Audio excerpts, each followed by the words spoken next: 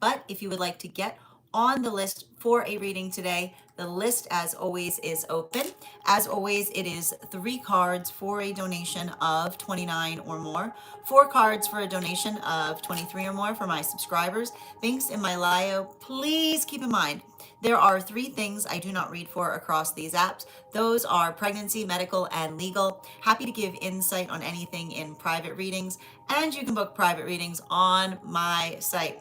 We are also doing 2 giveaways today. Our first reading giveaway is going to be a reading giveaway when we get to 50K likes. So make sure you are tapping that screen and we will get to 50K in no time. The other reading giveaway we're doing today is a reading giveaway for the highest gifter between now and the conclusion of the daily collective read. So I wish you a lot of luck if you are participating in that giveaway as well. Prior to beginning today's daily collective read, I will be giving a brief recap on what we've been seeing in the cards over the last few days. Now, if you'd like to catch those full readings, you can find them over on the place where we keep the videos. You can also find them over on the place where we keep the photos. You can also find them as a podcast over on my spot at Tarot Church and over on my stack. But before we get started today, first and foremost, most important question that we ask every day: how are you doing today? Scale of 1 to 10. There are no wrong answers. We have got a real doozy of a new moon coming up, my friends. We're going to talk about it. So, what's going on with this new moon? I want to just kind of walk you through what we've been seeing to understand and have some context in terms of what we can expect. You probably, the thing about a Capricorn full moon, which is what we recently experienced, is a Capricorn full moon can hit you right in the feels, right? It can be the context by which old wounds rise back up to the surface. But the beauty of an old wound that rises back up to the surface is being able to see the energetic difference in terms of how we perceive things, right? This is the continuation of understanding the work that we do in order to find our own healing journeys. And it's not easy, right? A lot of you want to go on a healing journey, prepare for the feelings, okay? There's going to be feelings that are going to come up. But the thing about it is, old wounds that often Capricorn moons can bring up old wounds, but the ability to effectively identify and recognize how far you've come, how much you yourself have energetically maturated, the context by which you're able to identify and find a point of strength in the changes that one perceives within the self. It's not necessarily energetically easy. It can potentially sometimes create situations and circumstances that make you feel frustrated or angry about what you see. Ideally, if that's happening, those are things that are happening outside of the self. But if they're not, if they're happening within, then it's something that is fortifying, right? Because the observation of being able to recognize or identify what it is that one is working to change allows one to be able to navigate situations more effectively. The reason I'm bringing up the full moon that we experienced is, and we often experience this when we've got the double amplification of a lunation cycle being in the same sign that we find it in at the time that it arrives. We've got a Cancer new moon in Cancer season coming up. And the thing about that is it's an incredibly cleansing moon as it relates to setting of intentions in order to identify and recognize how one is effectively moving towards things most effectively. It's new manifestation. It's new manifestation energy, effectively. It allows us to be able, and not only, but it's not just the fact that it's manifestation energy, but it's the ability to perceive things that you never thought energetically possible before, right? This is a continuation of the work that we saw that was occurring with Jupiter moving into Leo at the same time that Mercury itself was moving back into Cancer, right? Now, this is what I was articulating too in relationality to the fact that I said get kind of ready for the fact that that pre-retrograde shadow period might have felt rougher than Mercury being in retrograde in Cancer proper, specifically for the reasons that we're seeing now, which is the fact that to a certain extent, the best way you can describe it is Mercury, the best way I perceive it, is that Mercury retrograding in Cancer at this time may feel heavy, intense, but fortifying due to the fact that we also see that it is being energetically supported by the fact that the moon is also in Cancer right now. And we're recognizing that there's a lot of energy that is preceding or almost ahead of itself in relationality to moving into Leo energy. That shift of Jupiter moving into Leo is difficult, right? Because it's the ability to understand. And I like to point this out. Like, I like to consider that Jupiter moving into Cancer is working into the context of being able to feel the full depth of one's emotions, right?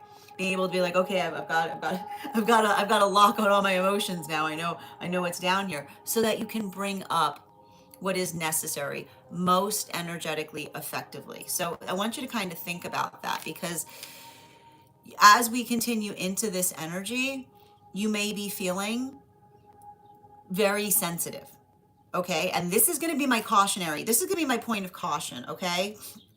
Because I like to point out with energy like this, it's big feelings energy, it's big emotion. Make sure that you're putting those emotions in positive places. Okay. Very because when you're like we want to see that moving into spaces of energetic beauty and support, rather than creating situations and circumstances by which again you feel very energetically triggered, right?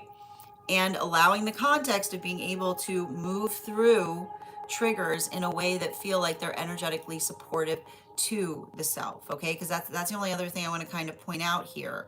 Because as much as we identify the fact that this energy is beautiful for creativity, right, and for building into positivity, it can also create situations and circumstances by which we ourselves feel very like I want to like that's what I mean about like a double Cancer new moon energy.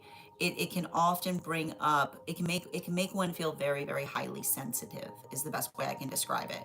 Now, in relationality to how this was impacting all the signs, it was very interesting. And you can head over to the stack to be able to see all of the sign work that we saw in relationality to this. There's a lot of work that we see in terms of navigating things from directional perspectives, right? Being able to identify what feels like a healthy direction that allows one to be able to set the force of intention. Now, I'm going to just say this right now for those with water sign placements. This type of energy can feel very emotional. There can be a lot of feelings that effectively arise in the context of this type of energy. So let allow the emotions to fortify direction is the best way I want to say it, right? Don't allow this to be, and also being very conscientious at this time. I always like to bring this up when we've got a lot of this Cancer energy.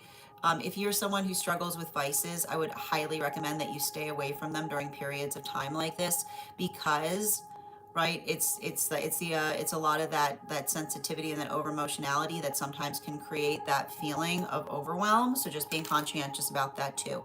Make sure that you are reaching out for support as is necessary. Now, for fire sign energy, what we're effectively seeing is working into the context of having to, what's interesting about this for fire sign energy, what we were effectively seeing is having to apply force of energy into things, right? And it's not, and here's the thing about it, and I often feel like this is a misconception that happens with fire sign placements. Fire sign placements would rather not have to put things like, there's like there's every fire sign, like looking at everyone else and being like, how did you get directions to the easy way? Is what I keep on seeing. It's kind of like the best way I can describe this energy right now for fire sign energy. Like, where did you get those? How do I get some of those? Right? It's like, it sometimes can feel frustrating, but allow that to effectively just help.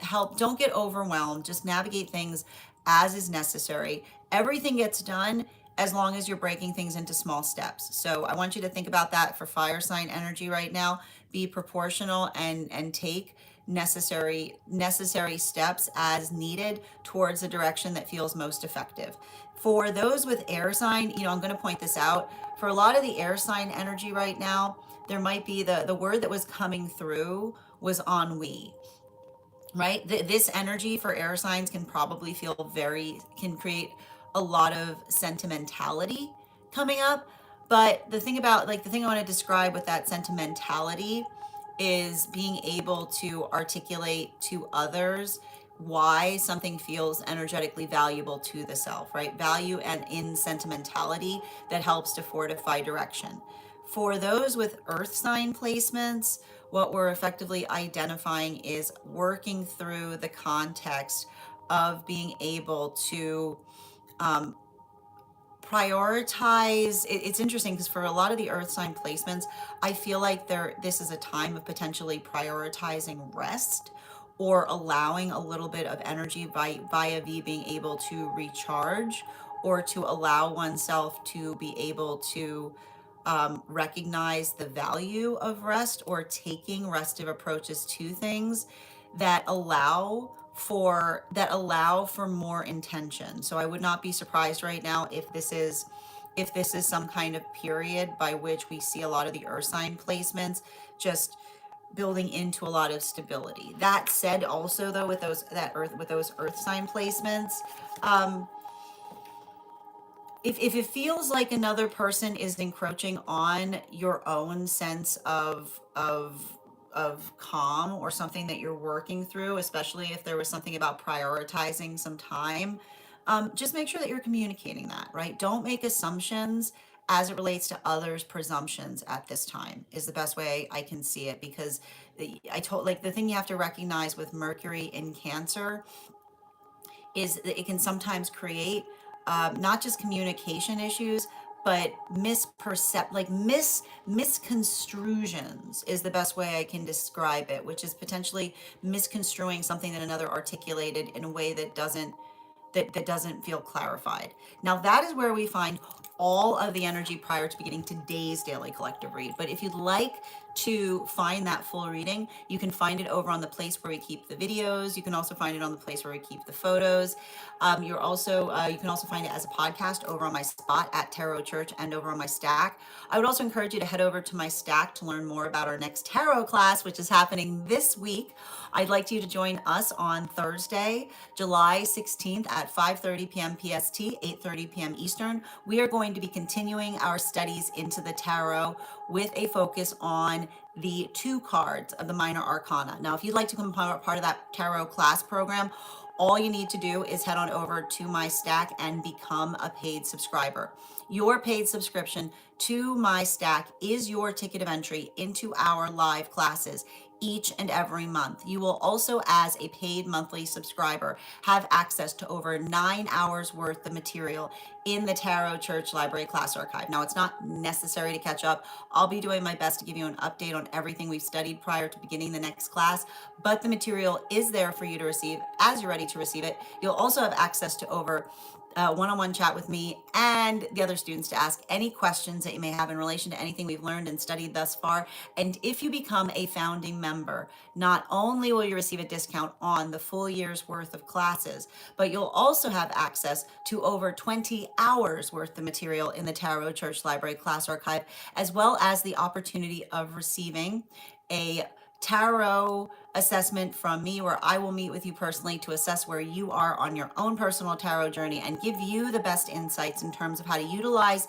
those classes to the best of your advantage moving towards your tarot goals going forward.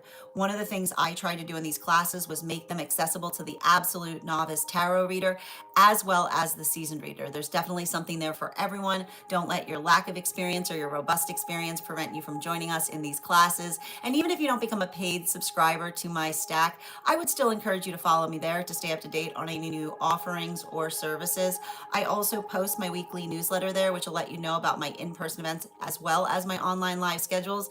And my mystic meditation articles, which give you updates on everything we've been studying energetically or seeing in the cards based on the lunation cycles. I just wrote one recently on this new moon we've got coming up tomorrow. Finally, I want to let you guys know that on top of my standard life path readings, I also offer mentorship classes. These are for any of my students seeking a more personalized educational experience with me. I take a very limited number of students for this reason, as those classes are focused on each individual's personal spiritual goals and journey work. Those classes can be purchased on an individual level or as a monthly class series, weekly or bi-weekly, as your schedule permits. Also, for my students that are seeking more consistent weekly tarot support, I'm very happy to offer weekly tarot insight packages. That is a package of 4 30-minute reads, again, weekly or bi-weekly, as your schedule permits, so that you can stay more consistent on your personal journey at a discounted rate, as well as dream interpretation readings, which you can purchase per dream or as a series. If you purchase a series, I would encourage you to start to keep a dream journal, as we will meet weekly or bi-weekly with that journal and utilize the tarot to understand the key themes and messages coming towards you in the dream space. But let me know in the comments how this energy is impacting you personally, because it is going to hit everyone just a little bit differently. That said, we are going to get started on today's daily collective read in the next few minutes. But if you would like to get on the list for today, the list is open. You will be the third person read for. It is 3 cards for a donation of $29 or more, 4 cards for a donation of $23 or more for my subscribers. Links in my bio. Please keep in mind there are 3 things I do not read for across these apps: pregnancy, medical, and legal. Happy to give insight on anything in private readings, and you can book private readings on my site. I'm going to take a moment to read over some of the comments that came through as it was reading. We're also, reminder to those who are joining us on the place where we keep the videos, if you would like to get on the list, you can do so as well via my tree that is Binks in it in my bio. Excellent. How are you doing today? So good to see you, Kath. I hope you're having a beautiful start to your day. And welcome, Brianna. How you doing today? Sarah, welcome. Grand Rising, Minnie, good to see you. Excellent. Thank you, Minnie. I appreciate that. And Janae, good to see you as well. How you doing today, Chasing? Hi there, Private. I know it's going to be more sensitive. I know it's going to get more. I know it's the only way out this through. Janae. It's going to be fine. It's going to be fine. A cancer, it might be easier for you if you've got cancer placements. Hi there, Jess. I've been doing well. We're about to get started. So the way we do it here is anyone who's on the list before I go live has priority. So we've got 2 prioritized readings today before we go into the daily collective. And then once we do that, we're going to be doing 1 cards, and then we'll go into personal readings. So if you'd like to get on the list today, all you need to do is send that donation. I'll be happy to read for you. Hi there, Ivana. Welcome. Good to see you. Hi there, Kath. Good to see you as well. And good to see you. Yep, exactly. Bryn, thank you for getting on the list. You'll be the 3rd person read for. If anyone else wants to get on the list today, you'll be the 4th person read for. Yeah, as a fire sign, we know how to get things done easier. And Dada, thank you for sharing the live. Always appreciate when you guys share the live. Grand Rising Number. And Cruz, thank you for the follow. Excellent. How you doing today, Vizo? Hi there, Dee. Oh, welcome from Sweden, Tommy. Excellent. Grand Rising, Ro. Excellent. Mainly air and fire. I just want to say something. Oh, I'm so happy to hear that, Chasing. And excellent. Thank you as well. I will say this energy is also very romantic. Okay. But we often get that with Cancer. We often get that in Cancer season, you know? Excellent.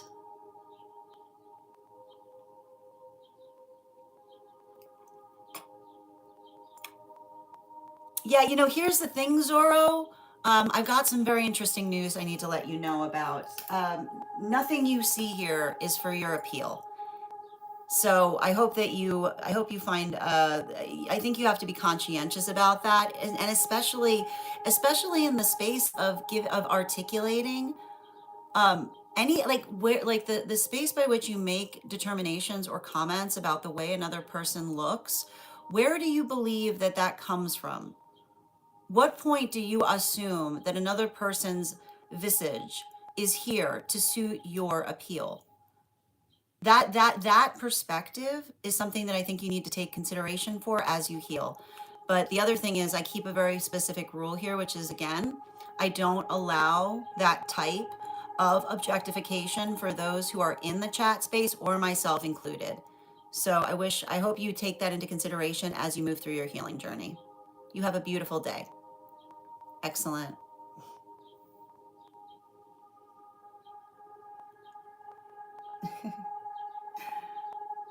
And how you doing today, James? Thank you for those jewels. I appreciate you. Welcome, Dreddy.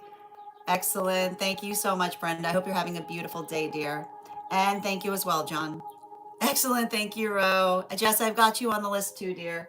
You'll be read after Bryn. If anybody else wants to get on the list today, you will be the fourth person read for. That said, we are going to get started on those who have prioritized readings today. The first person we have on the list for a prioritized reading is Nicole.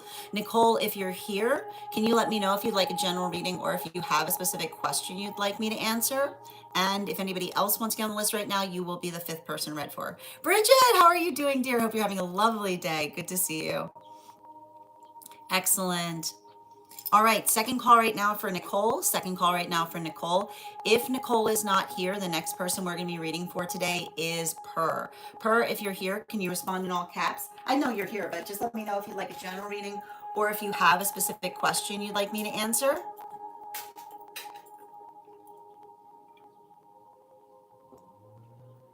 And Ricardo, welcome from San Diego.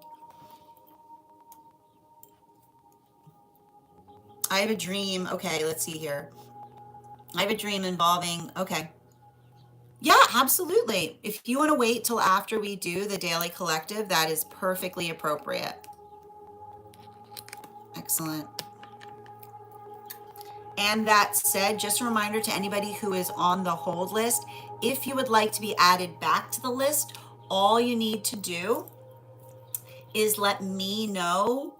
All you need to do is let me know when the date that you were added, and I'll be happy to add you back. Excellent. And we're also doing two giveaways today. Our first reading giveaway is going to be a reading giveaway when we get to 50K likes over on the clock app. So make sure that you are tapping that screen and we will get to 50K in no time. The other reading giveaway we're going to be doing today is a reading giveaway for the highest gifter between now and the conclusion of the daily collective read. So again, I wish you a lot of luck if you are participating in that giveaway as well. Prior to beginning though, we are going to warm up those intuition muscles with an intuition check. I've got the animal oracle cards here. We're going to count back from 10, and when I get to 1, I will reveal the card. Excellent. How are you doing today, Alin? No, I'm perfectly fine. Okay, 10, 9, 8, 7, 6, 5, 4, 3, 2, 1. We got the crane. We'll do that again after the next reading. And if you guys could do me a favor and share this live, I would appreciate it. Make sure anyone who would like to catch this reading live is here to receive it. That said, no better time than the present. Why don't we get started? Just bear with me one moment.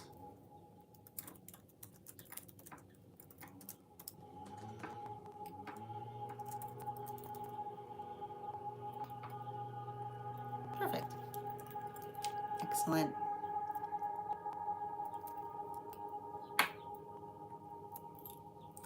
Grand Rising, everyone. Happy Monday. I'm the Gray Strega, and I'm here to give you your daily collective read for today, Monday, July 13th, 2026. We are going to be doing a full moon to new moon reading. We are going to be starting with 3 cards to focus upon what it is we were learning, what it is we were releasing, and what it is we were healing in the recent full moon as it relates to what we were effectively learning. First card we've got out today is our 9 of Pentacles in its reversal. I'm not surprised to see this right now because we talked about the fact that we had a very intense full moon recently. Capricorn full moons can bring up old wounds, but the beauty of old wounds kind of rising to the surface is they give us the opportunity to be able to effectively recognize and see what it is that we ourselves are energetically working through. It's not easy. It's energetically emotional. There may be a lot of feelings there, but in the state or in the nature by which we work through feelings, we're also able to determine and recognize what feels fortifying in our own energetic journeys. So this is, and I need to tell you right now, I wouldn't be surprised if you're still feeling a lot of those emotions connected to that full moon energy, because this is potentially also the space by which you're able to appreciate one's own fortified perspective on something, the observation or the understanding of how much one has changed that allows the same wounds, right? The same wounds that may have devastated in the past become the point of energetic celebration, or the space by which we're effectively able to see or understand how far we ourselves have come on our journeys. Middle card for that full moon energy, we've got here the Six of Cups in its reversal. So the Six of Cups in its reversal is a continuation of what we're identifying with those old wounds. Now, the thing is, when we're working through understanding or navigating the realm of emotion, that observation of being able to identify what feels fortifying and constructive is the work by which we maintain what identifies or feels most energetically productive, right? And so I think that that's really interesting, because the words that are coming through right now in this reading are productive versus reductive, right? And what is the difference between productive versus reductive? When we're being energetically productive, then we're able to effectively observe and understand and navigate something in a way that allows the context of being able to see the full expanse of what it is that we ourselves are working to heal, right? It's building into, and it's interesting too, because like even as I'm trying to like communicate this, you can almost hear this energy in the background, right? It can be hard. It can be hard to allow for our own feelings to be heard, or for the space by which we're effectively trying to communicate when we're navigating, right? When we're navigating the buzz of the trauma that we ourselves have energetically experienced, right? It can create that frustration point. And I want to tell you right now, something that's very important to notate as it relates to this particular energy is identifying or working through how it feels to identify or work through the space by which one effectively builds into a stronger communication point. And that is effectively understanding that when we're working into specific situations by which we're having a lot of overwhelm, or we're working through a lot of things emotionally, it can be hard to stay energetically focused upon the things that we are trying to do, right? And so I feel like that is something that's very important to navigate in relationality to one's healing journey, right? It's the understanding, right? It's the understanding that trauma often creates scenarios or situations by which it's easy, right? It's like such situations or scenarios by which one feels that there's a lot going on, or but it feels like there are too many things happening, right? And our own ability to effectively focus through things, right? That sense of energetic focus allows us to be able to energetically maintain our own course of direction. So it's difficult, right? Because I think, and it's going to hit everybody a little bit differently. And the best thing I can describe about it is trauma often asks us to focus on the wrong things, right? Trauma often asks us to focus on the wrong things. But when one is able to recognize and identify that, then it allows the context or the ability of being able to effectively work into, right, working determinatively or working energetically consistently that allows for new that allows for new vistas or new perceptions to be energetically found, right? So there's something very important about this recent full moon that has the ability to help us be able to identify how much our own focus has energetically improved as it relates to working through the reproof, like the reproof of trauma, right? It's just being able to effectively like see, like, it's just being able to kind of like it's like steering without, it's like steering without perception, but but with a very strong sense of direction. Third card for that full moon energy, there should be a word for that. We're gonna get into that in a minute. All right, the third card that we're pulling for that full moon. Yeah, there it is, right? Because it's working into, and that's what's lovely about that energy, because what we effectively see that's happening there is the ability to find guidance within our own internal compass, right? Like it's a lot of work to heal our inner compass is the best way I can identify what was happening in that full moon energy. And the thing about it is, when you're working to heal your internal compass, prepare to like prepare to feel frustrated. Okay, prepare to feel frustrated. Prepare to feel frustrated, because it's often it's working into the context of recognizing and identifying that ability of doing so, it's not easy, and there's going to be, and there'll be those around the self, right? And here's the thing about it, right?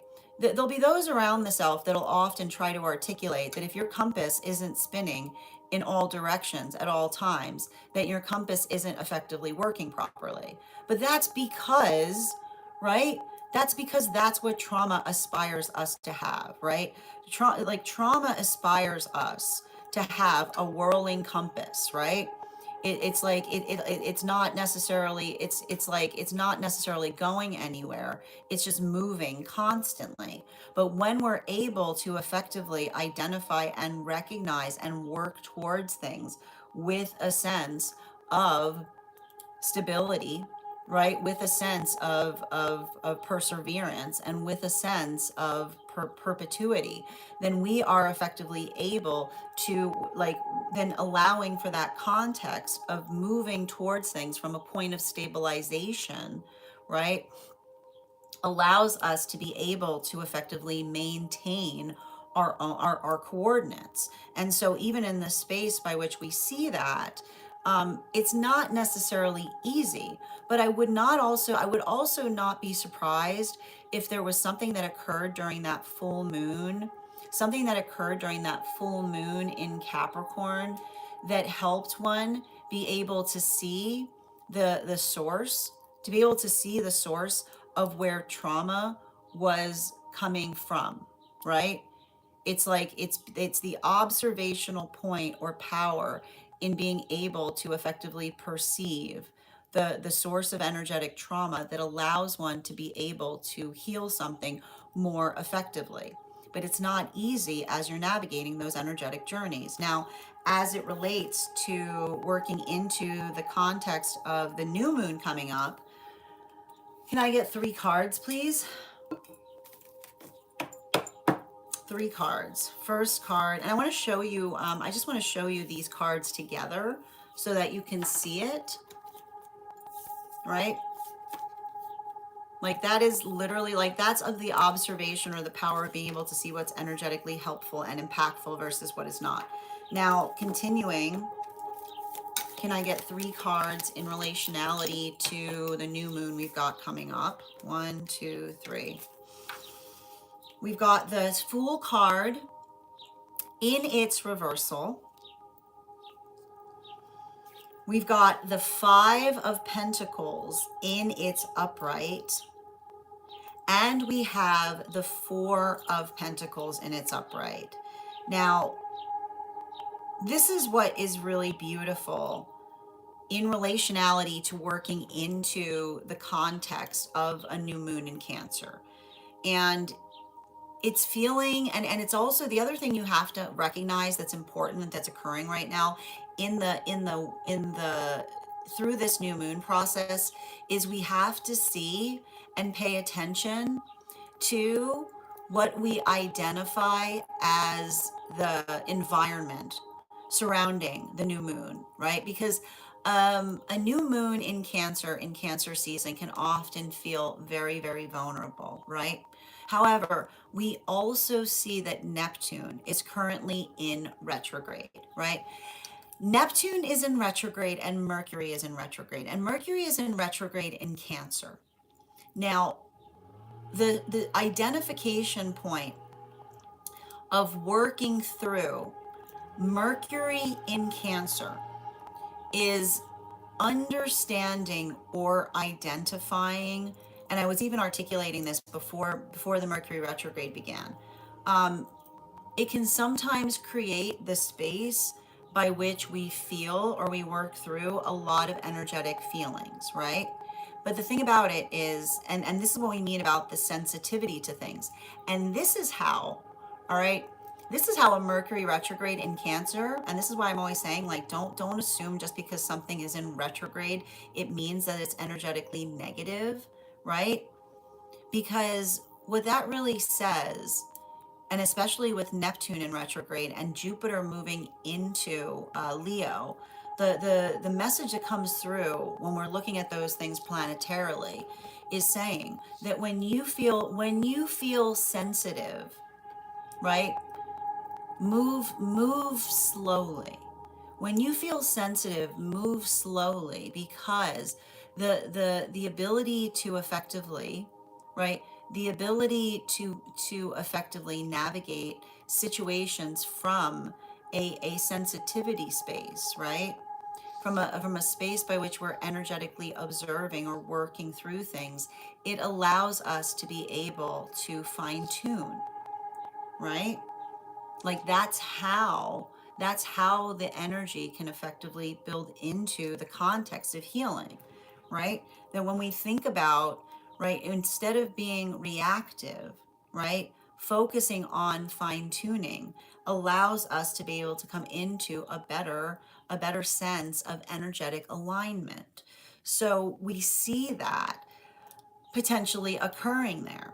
And for some of the energy, right, for some of that energy that we're perceiving that work with, it might not necessarily be easy. It may feel highly frustrating. It may feel highly revealing, because even in the space by which we're working to energetically fine tune, right?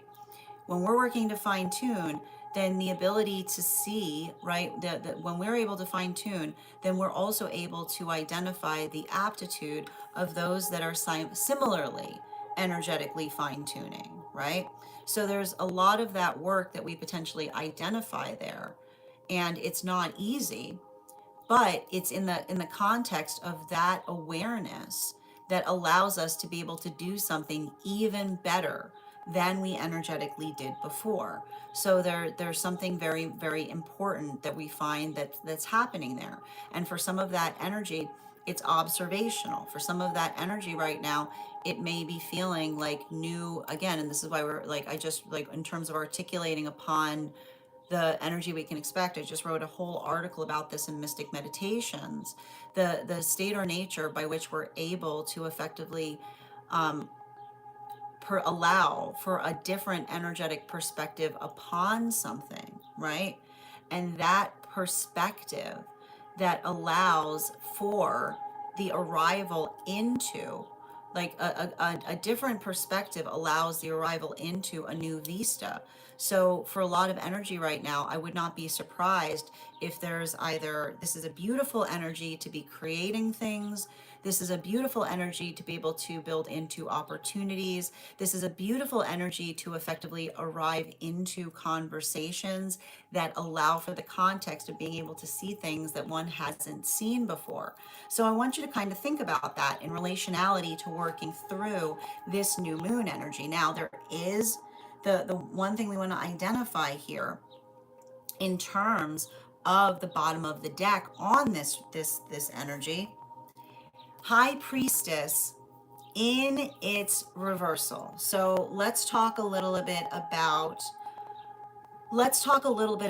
that High Priestess in its reversal, because the High Priestess in its reversal is working into the context of being able to attenuate and identify or work through energetic sensitivity. And when we're working through energetic sensitivity, then it's often the state or nature by which we're able to effectively identify or resolve into, right? The strength, the weakness that becomes the energetic strength. And I want to point this out because there's something very interesting. There's something very interesting that we see that is occurring during the around the same exact time that we've got this new moon energy coming up, which is almost like within like an hour, like within a very tight frame of time from the time that we see that new moon is effectively going to be in Cancer. We then observe that it's shifting into Leo, right? So it's like it's literally it's going into Cancer. It goes new, and then that too moves into Leo. So I want you to kind of think about that, because what does that effectively articulate to us? It's the vulnerability that becomes the strength, right? It's the weakness that becomes the energetic superpower. It's the observation of being able to effectively understand or work into something that allows one the ability to do something better. So, and I think that in a way, I like to describe it too as the observation of working through the journey of what it means to honor our gifts, right? Because here's the funny thing with having a gift. Like, there you are, right? There you are going through your entire life, and everybody's articulating upon the difference, right? Like, what do you experience? Like, often you see this with remarkable journeys, right? You're carrying that difference, and others effectively work into the context by which they ridicule you, right? Or they energetically alienate you, or they energetically try to articulate upon, right, the desire to effectively eschew a gift. And this is what we notice with trauma. Trauma asks us to eschew our gifts, right? Trauma asks us to effectively stop being different, right? Trauma asks us. Trauma is always like, well, right? Like, it's often the space by which, like, what does trauma always say? Why can't you fit in? But when you recognize the context of understanding the value and power of having a gift, right, you often notice that as one maturates, you say, why, what, fit into what? Fit into what? Right? Fit into what precisely? Because it's the understanding of recognizing and identifying that what makes us different is our gift, right? If our difference doesn't hurt anyone in the holding of it, then the way that others are reactive to it speaks volumes about how they effectively feel about themselves. Doesn't have anything to do with our own purview.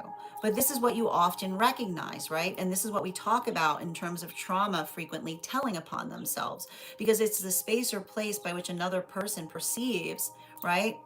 And then feels, right? And then feels that it's their, like, it feels like their ability to effectively articulate something that effectively identifies or changes the nature of conversation, right? It's working into the ability to effectively feel stabilized in our own energy. So I want you to kind of think about that right now, because everything we see or anything that we're energetically working through right now you know, I want to describe it as something that may feel at times frustrating, but the frustration that effectively empowers, because it shouldn't affect, it shouldn't have to be that way, right?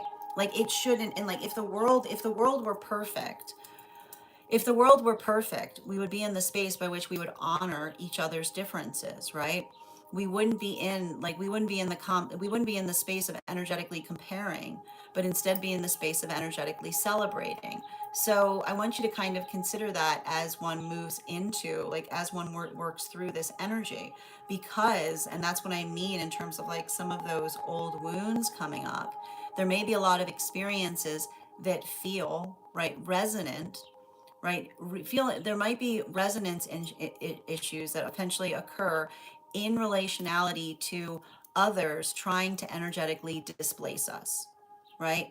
And so making sure that that ability to articulate upon one's feelings of the past, and we're talking about like long past here, right? We're talking about inner child wounds. We're talking about things that may have felt, things that, like that, like I said, like things that may have felt like things that may have been carrying for a long time that we didn't even realize that we were holding on to, that potentially come up. But that's often what allows us to be able to, like, that, those expressions or those articulations or those experiences in themselves become valuable in healing, specifically and particularly because we're able to articulate what would be energetically preferable, right?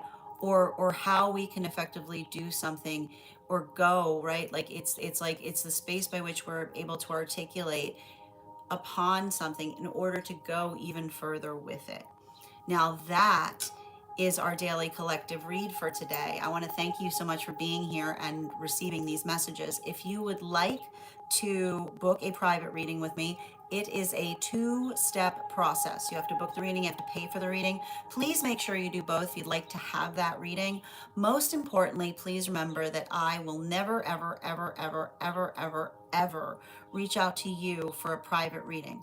I will never DM you. I will never PM you. I will never slide into your inbox and tell you that I have a very important message that only I can deliver. The only way you can book a reading with me is if you book one on my site. So I would encourage you to do it there. A couple of updates before we move into personal readings. First and foremost, thank you to everyone who participated in our recent class on the ACE cards. Our next class will be held on Monday. Today's Monday. On Thursday, July 16th at 5:30 p.m. PST, 8:30 p.m. Eastern. We will be continuing our studies into the tarot with a focus on the two cards of the minor arcana. If you would like to become a part of that tarot class program, all you need to do is head on over to my stack and become a paid subscriber. Your paid subscription to my stack is your ticket of entry into our live classes each and every month. You will also, as a paid monthly subscriber, have access to over 9 hours worth of material in the Tarot Church Library class archive. Now, it's not necessary to catch up. I'll be doing my best to give you an update on everything we've studied prior to beginning that next class, but the material is there for you to receive as you're ready to receive it. You'll also have access to a one-on-one chat with me and the other students to ask any questions that you may have in relation to anything we've learned and studied thus far. And if you become a founding member, not only will you receive a discount on the full year's worth of classes, but you'll also have access to over 20 hours worth of material in the Tarot Church Library class archive. One of the things I've tried to do in these classes was make them accessible to the absolute novice tarot reader as well as the seasoned reader. There's definitely something there for everyone. Don't let your lack of experience or your robust experience prevent you from joining us in these classes. And even if you don't become a paid subscriber to my stack, I would encourage you to follow me there to stay up to date on any new offerings or services. I also post my weekly newsletters there, which will let you know about my in-person events as well as my online live schedule and my mystic meditation articles, which will give you updates on everything we've been seeing in the cards. I just wrote one recently on this new moon, on this full moon that we've got coming on this full, the new moon. sorry, it's a new moon that feels a lot like a full moon. So on this new moon that we've got coming up, you'll find it there now.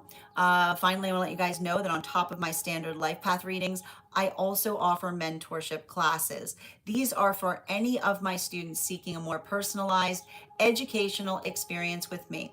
I take a very limited number of students for this reason, as those classes are focused on each individual's personal spiritual goals and journey work. Those classes can be purchased on an individual level or as a monthly class series, weekly or bi-weekly, as your schedule permits. Also, for my students that are seeking more consistent weekly tarot support, I'm very happy to offer weekly tarot insight packages. That is a package of 4 30-minute reads, again, weekly or bi-weekly, as your schedule permits, so that you can stay more consistent on your personal journey at a discounted rate, as well as my dream interpretation readings, which you can purchase per dream or as a series. Now, if you purchase the series, I would encourage you to start to keep a dream journal, as we will meet weekly or bi-weekly with that journal and utilize the tarot to understand the key themes and messages coming towards you in the dream space. I want to thank you guys so much for being here today and sharing in these messages, and we will do this again tomorrow. That is our daily collective read for today. We are going to get started on personal readings. Bridget, congratulations. You are our highest gifter. You will be getting that free reading today. And thank you so much hold on a minute. What's going on there? Why can't I put the names? Thank you so much to Ivana. You came in second, so you will have an additional card in your reading.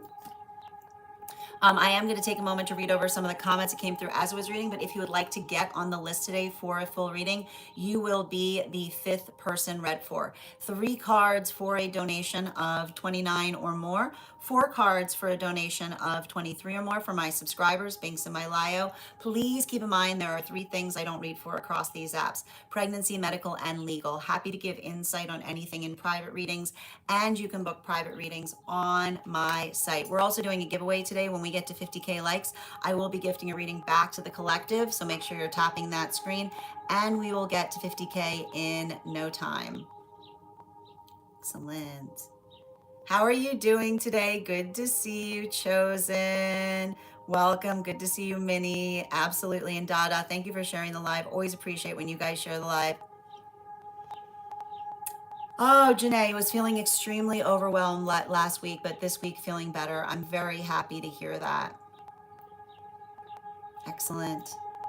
And thank you, Lydia, for sharing the live. Always appreciate when you guys share the live. How are you doing today, Brittany? Welcome. I have 0 water placements, only Scorpio and Pluto. I actually think that that might be helpful for you right now. Like, I was doing the read, when we were doing the read for Scorpio this week, it was actually looking pretty good. So let's keep that in mind. Grand Rising, Brittany, good to see you. How you doing today, Rotez? Thank you for reposting, Carrie.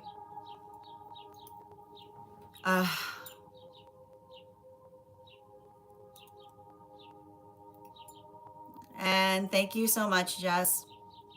You know,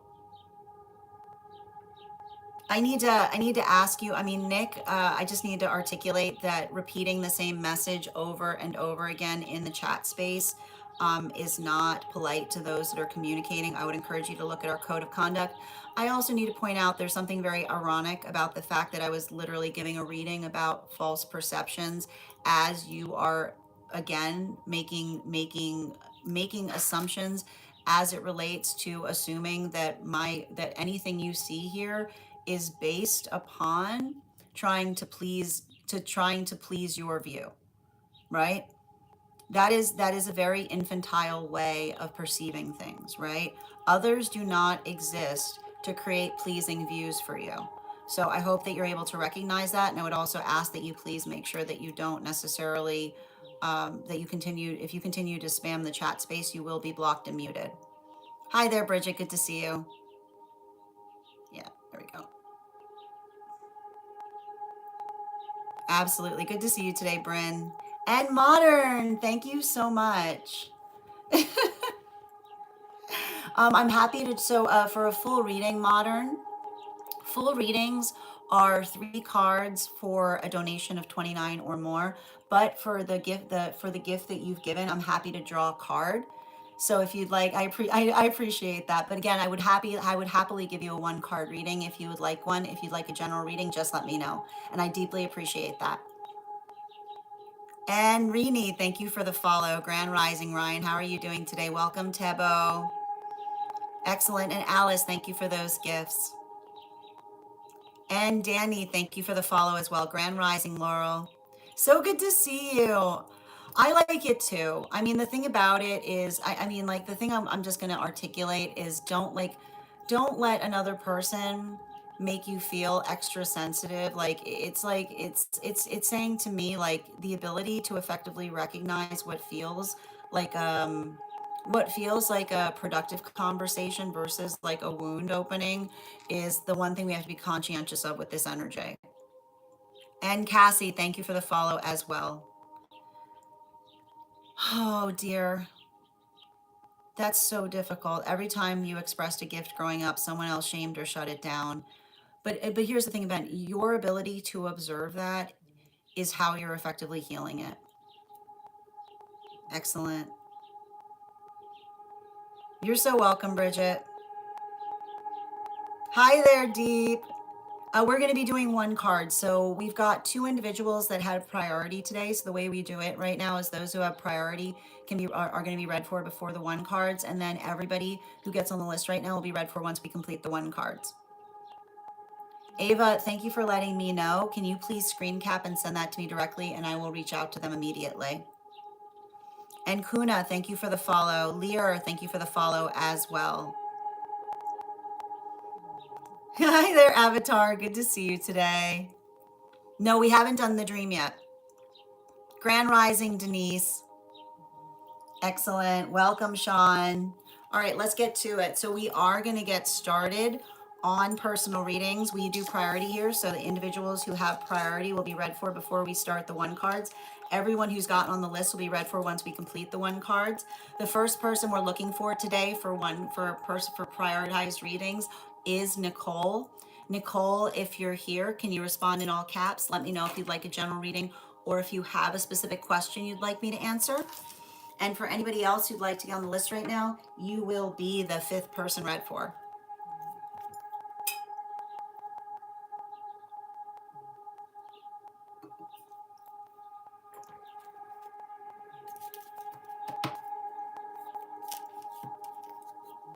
Second call for Nicole. Second call for Nicole. If Nicole is not here, the next person on the list today is Per. Per, can you let me know if we're doing a general reading or if you have, I believe we said we're doing a dream interpretation. Am I correct?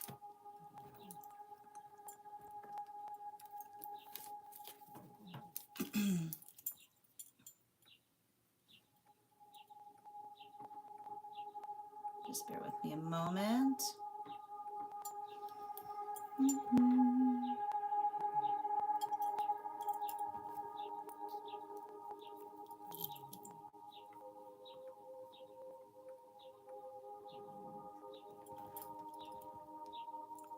And how you doing today, Heidi? Second call right now for Per. Second call right now for Per.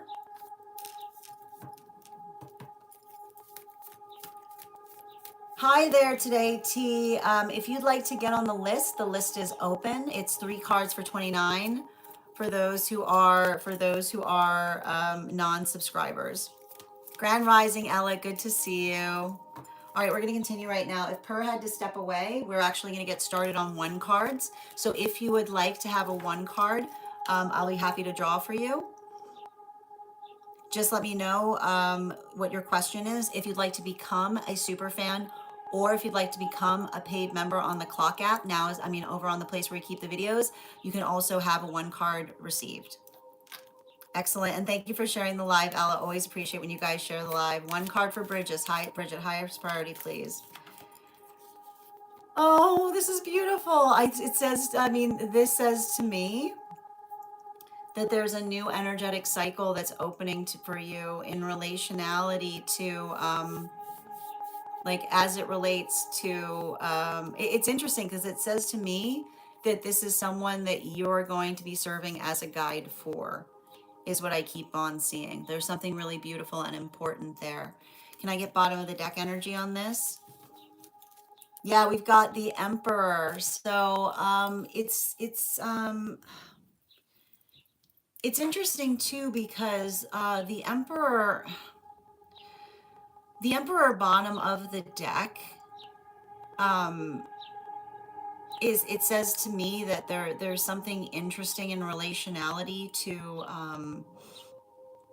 and we can get into it a little bit further. I feel like there's something there that we're seeing in relationality to your own healing journey, or the ability to effectively articulate to another, um, on like helping someone recognize or identify their own power, is what I keep on seeing. Right there's something really beautiful there about a journey of self-empowerment. I also feel like, it's interesting. We'll get into it when we're doing when we're doing mentorship work, but it feels like there's a past life connection here as well that we should channel into.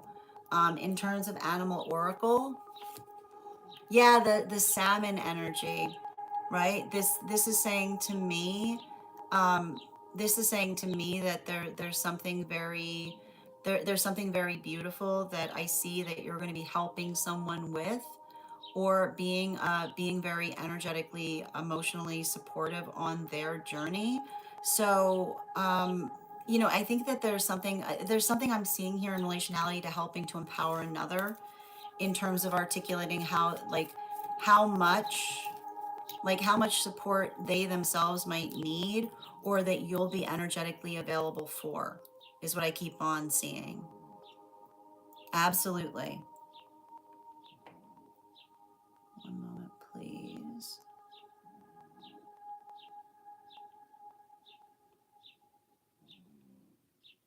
Perfect. All right, thank you. How you doing today, Kadar? I got you. One moment, please.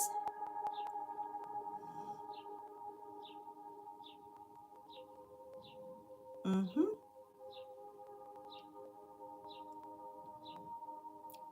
Excellent. And thank you, Denise, for those heart me's. I appreciate you.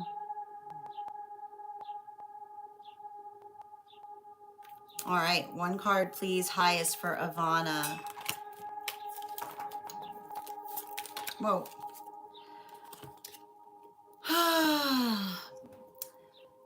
Yeah, so it's I feel like I'm like picking up on some guy that feels like they want to talk to you about something, or working into, like, there's something very important, um in relationality to it's interesting, because it feels like I see you working towards energetic alignment, but also there's something I'm identifying here in relationality to helping another person. um I keep on getting not feel weirded out about something, if that makes sense. Bottom of the deck on this reading, yeah, particularly with this four of, I feel like the four of pentacles in its upright is, the four of pentacles in its upright often talks to us about, our own ability to effectively articulate and communicate upon our feelings. But even in the space by which we're working into the context of our feelings, I feel like there's something very impactful there, because it's like your own ability to energetically support others that is allowing you to be even more fortified in terms of what it is that you're articulating. Yeah, the animal oracle, specifically with the hind energy. The best way I can describe what I'm seeing there is, and it has to do with identifying or recognizing something that occurred in a past experience. um like, if there's like, I feel like like make sure that you're approaching things from a point of inquiry towards something that you experienced in the past with the perception of the present, is what I keep on getting. Continuing right now. And it's interesting too because and I'll discuss it. We can discuss it more. It's a continuation of the conversation that you were seeing, that you were articulating in the disco. So we'll continue that there too. Bridget, one card. Oh, we already got Bridget. Yep. One moment, please. I got you, Avatar. Hold on a moment. Highest priority for Avatar, please. Um, don't, like it says, like don't let yourself get all twisted up on old family drama. You know, there's something I'm seeing there that I feel like is really important because it's identifying or working through. Um, it's identifying and working through the observation of work. Like it's interesting because especially with this bottom of the deck and the Five of Swords and its reversal, um, it doesn't, like the message is coming through is healthy energy does not require fixation energy, right? And sometimes, like sometimes the observation that another person is only satisfied when we're energetically fixated upon something, that can be our closure. Yeah, like that can, like that observation can be the closure that you may need as it relates to something that feels energetically confusing, right? Like it's just working into the observation of the difference that you can never satisfy energy that desires fixation. And sometimes just the observation of that is the healing you can bring to something. I got you one card for Minnie on that work trip, please. We've got the Fool card in its upright. So I feel like there's something important with the Fool card in relationality to being able to identify. And I mean, this feels this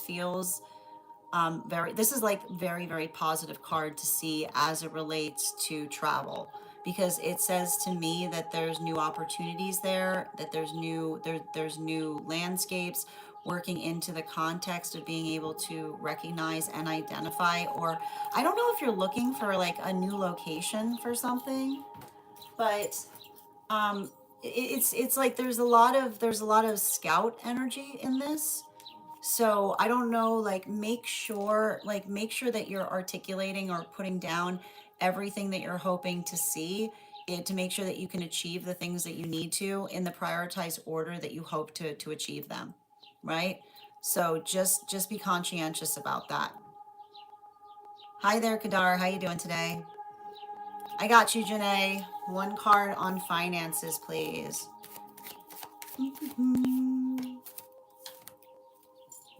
I feel like I see you in the midst of like firming something up. Make sure that you're just being consistent on something you're trying to apply work towards as it relates to finances. Yeah, this Emperor card in its reversal.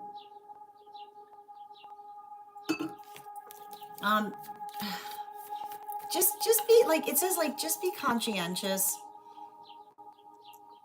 Just be conscientious on the advice that you're receiving, is what I'm getting, you know? Yeah, particularly with this blank manifestation. Um, it's interesting because like I feel like I see some kind of energy trying to I feel like I see some kind of energy trying to intimidate you in terms of effectively trying to work through something. But that's why I'm seeing more than anything. I keep on saying, like, put a little, if there's something that you need to effectively um work into, I keep on getting a little bit every day goes a long way in order to effectively navigate that energetic expense, is all I keep on seeing, right? Like, don't, it's just like start to save, like start to put away for it now if you know it's coming up later. Mm-hmm. Oh, I got you. Yep. You want that extra card today? No problem. Yeah, there you go. Like that's what I mean in terms of the Ace of Pentacles.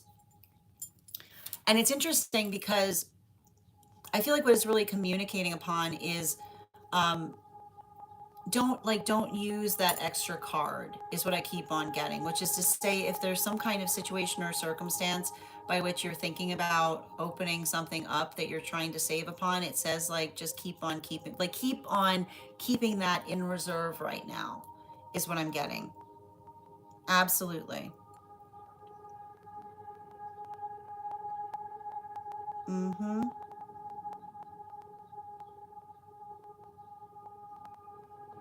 Ella, one card from Divine Counterpart, please. I got you, dear.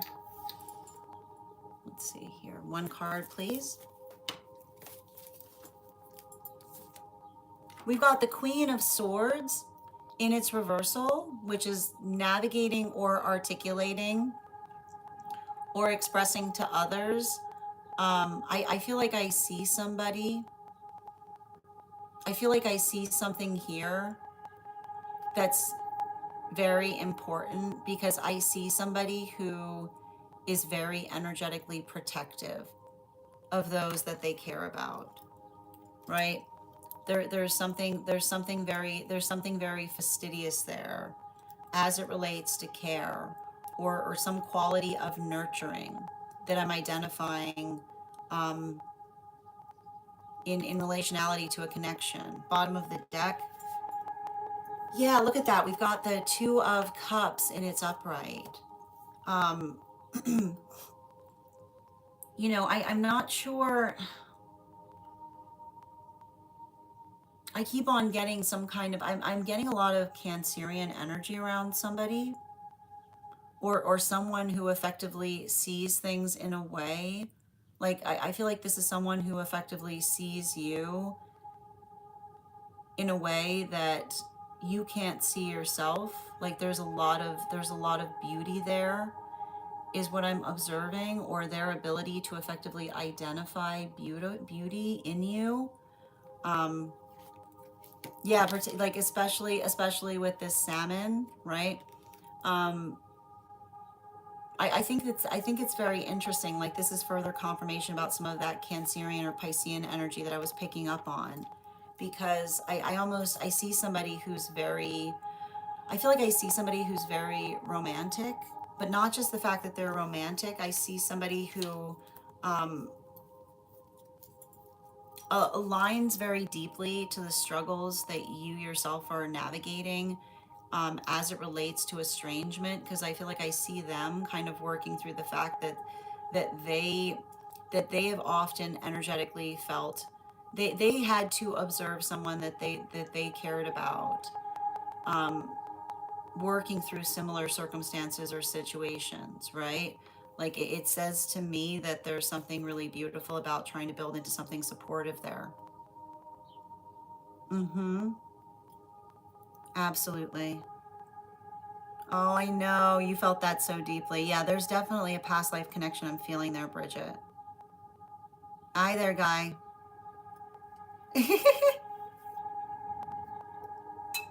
um,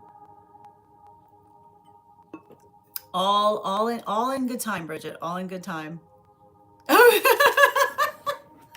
We talked about this, Bridget. We talked about this. Yeah, exactly. Thank you, Ava. I appreciate that. A card on A for Ava, please.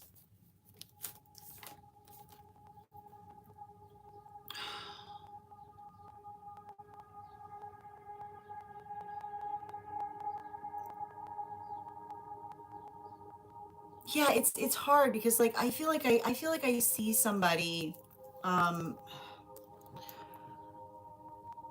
I feel like I see somebody that's trying to articulate um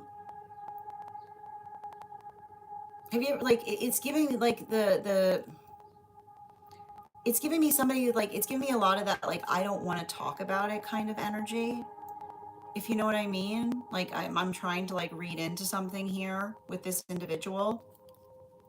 And it feels to me like the thing about it is, especially with this hangman in its reversal, you know, the thing I have to identify is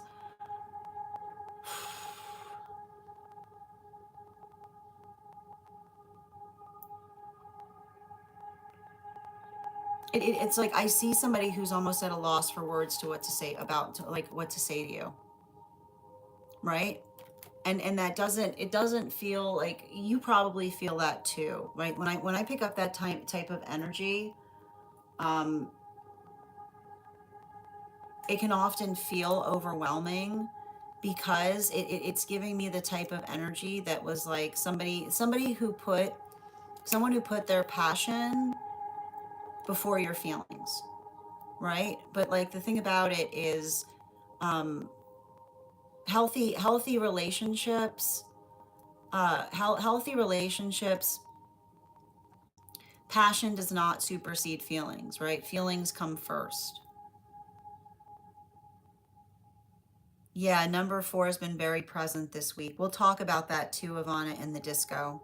Heidi, thank you for the follow. You're welcome, dear. Are you kidding, Per? No, I'm glad to hear that you're back. Javi, these are one card readings for those who are paid members. So if you'd like to become a paid member, I'm happy to draw a card for you. If not, the personal readings are 3 cards for 29 for those who are non-subscribers. You're so welcome, Avatar. Genevieve, thank you for the follow. Excellent. Just bear with me a moment.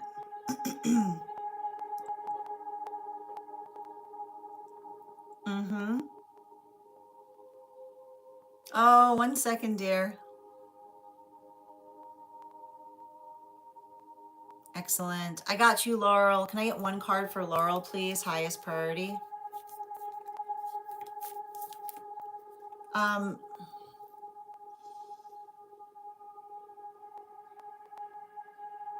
I feel like you probably recognize the fact that you've like energetically shifted to a certain extent, you know? But like the thing I'm seeing in relationality to that shift is, hold on a minute. Yes, but specifically with the specifically with the 7 of Swords in its upright is like 7 of Swords in its upright, working through energetic shifting. Um, like I'm getting here a guide that's articulating that you're shifting in all the right ways, right? But like the thing about it is, um, it's probably hard to talk about, is what I keep on seeing, because I feel like that type of and I think it's interesting too, because I see a guide around you that's potentially helping you with that as well, like working into the context of um, like energetically shifting can sometimes feel a little, it can feel a little confusing, but I would say if you're going through that, just make sure that you're identifying or articulating what you feel internally is changing within you, if that makes sense. Thank you, Laurel. And guys, make sure to give Laurel some love, readers supporting readers. Squidia, 1 card, please, regarding the anxiety. I got you, dear.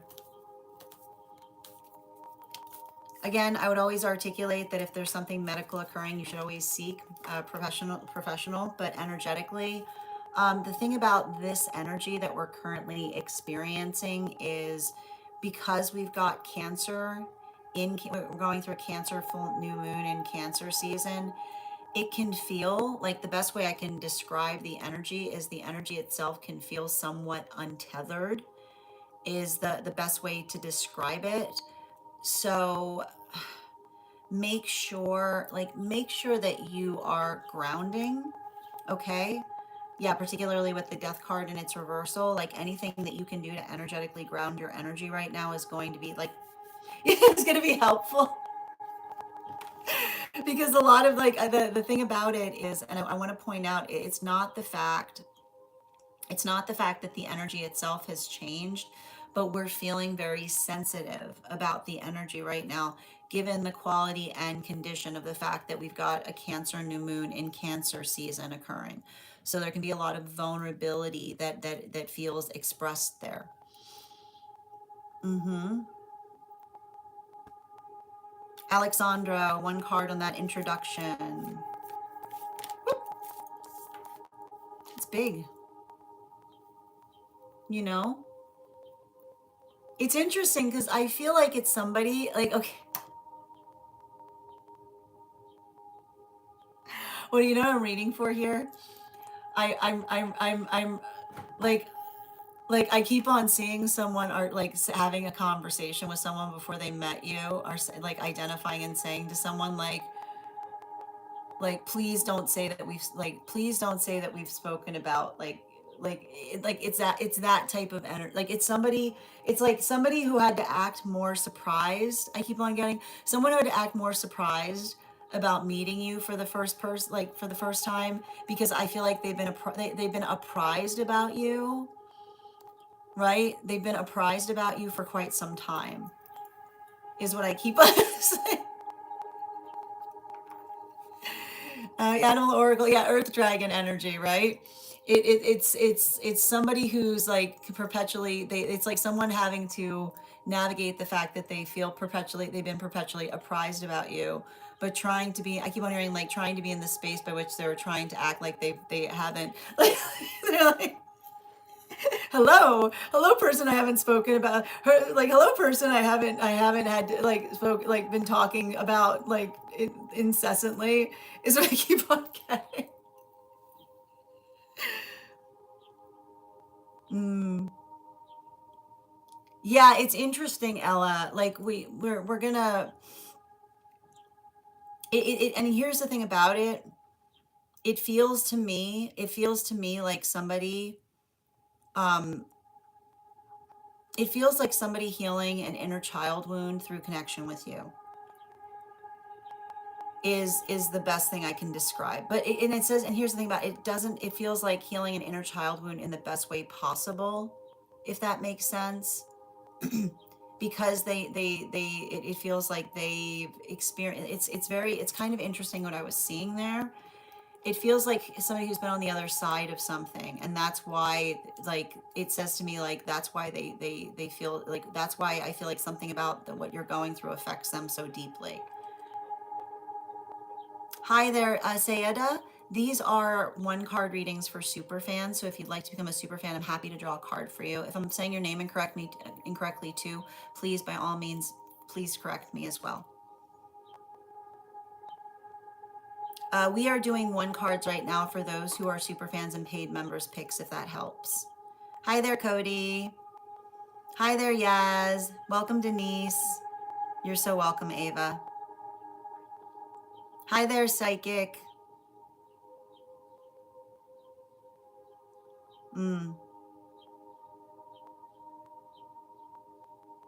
I got you, Yaz. Highest and best, please, for Yaz.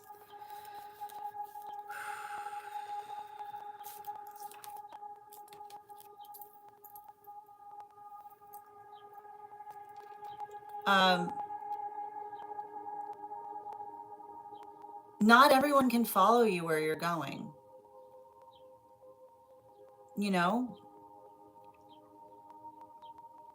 And that says to me that if you are working, if you're working sacredly, another person doesn't need to believe what you like, doesn't need to believe in what you do, but they have to hold it as sacredly as you do, right?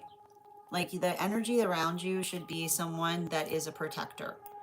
And a protector, right? Like a protector articulates and identifies upon what feels energetically supportive. Animal oracle, yeah, specifically with this salmon energy, it's a continuation of experiencing. I think it's hard because like, and we can talk about it, it's like it feels like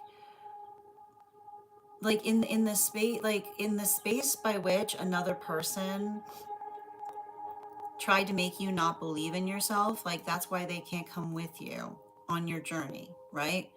Like our, like we should not, we don't need, we can't, one can't bring scrutable energy if you're working in the sacred, which is somebody who's constantly casting doubt upon something that you're energetically doing. It's saying like it's almost saying like let them stew in that scrutiny, as it were, right? But I feel like it's hard there because like it's even saying to me that there's something very, I feel like it's helping you heal but also helping you understand like the nature of a circumstance or situation that was occurring there.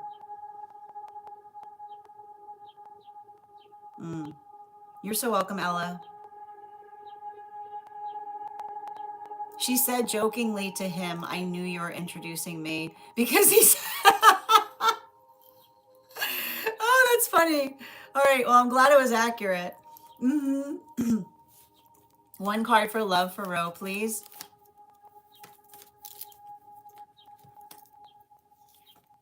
We've got the Page of Swords.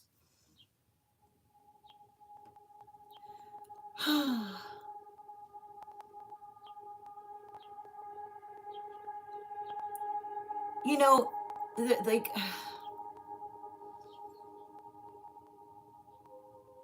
there's something like it's interesting because the word that's coming through, the words that's coming through to me is coming from a divine counterpart that's identifying the fact um, that you know it's an interesting message that's coming through because it's coming through in the message of someone saying um, somebody who finds enough energetic support within themselves that they don't let other people's opinions of who they choose affect the nature of their relationship. Yeah, this is like, I don't know if this is something that you've had to karmically heal with someone, right? Which is like, I keep on getting the same message through like a counterpart that says nobody who is strong within themselves can be convinced otherwise as it relates to connections, right?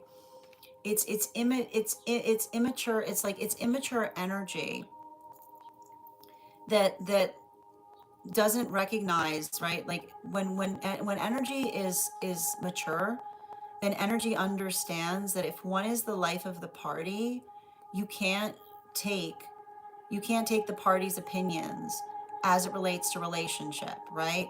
Because what will often happen is those that those that those that are the life of the party, others will try to pinion as it relates to relationship because it's the observation of understanding that they don't necessarily have the best interests as it relates to the advice that they're giving another, right? So I feel like there's something about a healing journey there in terms of understanding, like they're articulating that your counterpart will understand the nature of others, like others' opinions, trying to keep them trying to keep them in the space by which they're energetically separate. Like I feel like they'll have already healed that. I feel like that often comes through when you've had to navigate like immature energy that's worried that like a relationship is going to ruin their, like this is why relationships don't ruin anything professionally. It actually maturates, like it actually creates a maturation point professionally. Mm-hmm. Yeah, I'll be right back. I'm just telling my mom hi before she goes. I got it, if that makes sense. Hi there, Cody. It was a try. Hi there, Bryn. Yep. One card, please. Oh, that's not one card. Oh my gosh, this is your reading. we're gonna put these. We're gonna put these aside, okay? Because you've got a guide that really wants to talk to you. Okay? Clearly, we're gonna put these over here for a minute. Okay, I'm just gonna pause on those. Can I get one card for Bryn, please? We've got the Four of Swords in its reversal. Um, the Four of Swords in its reversal is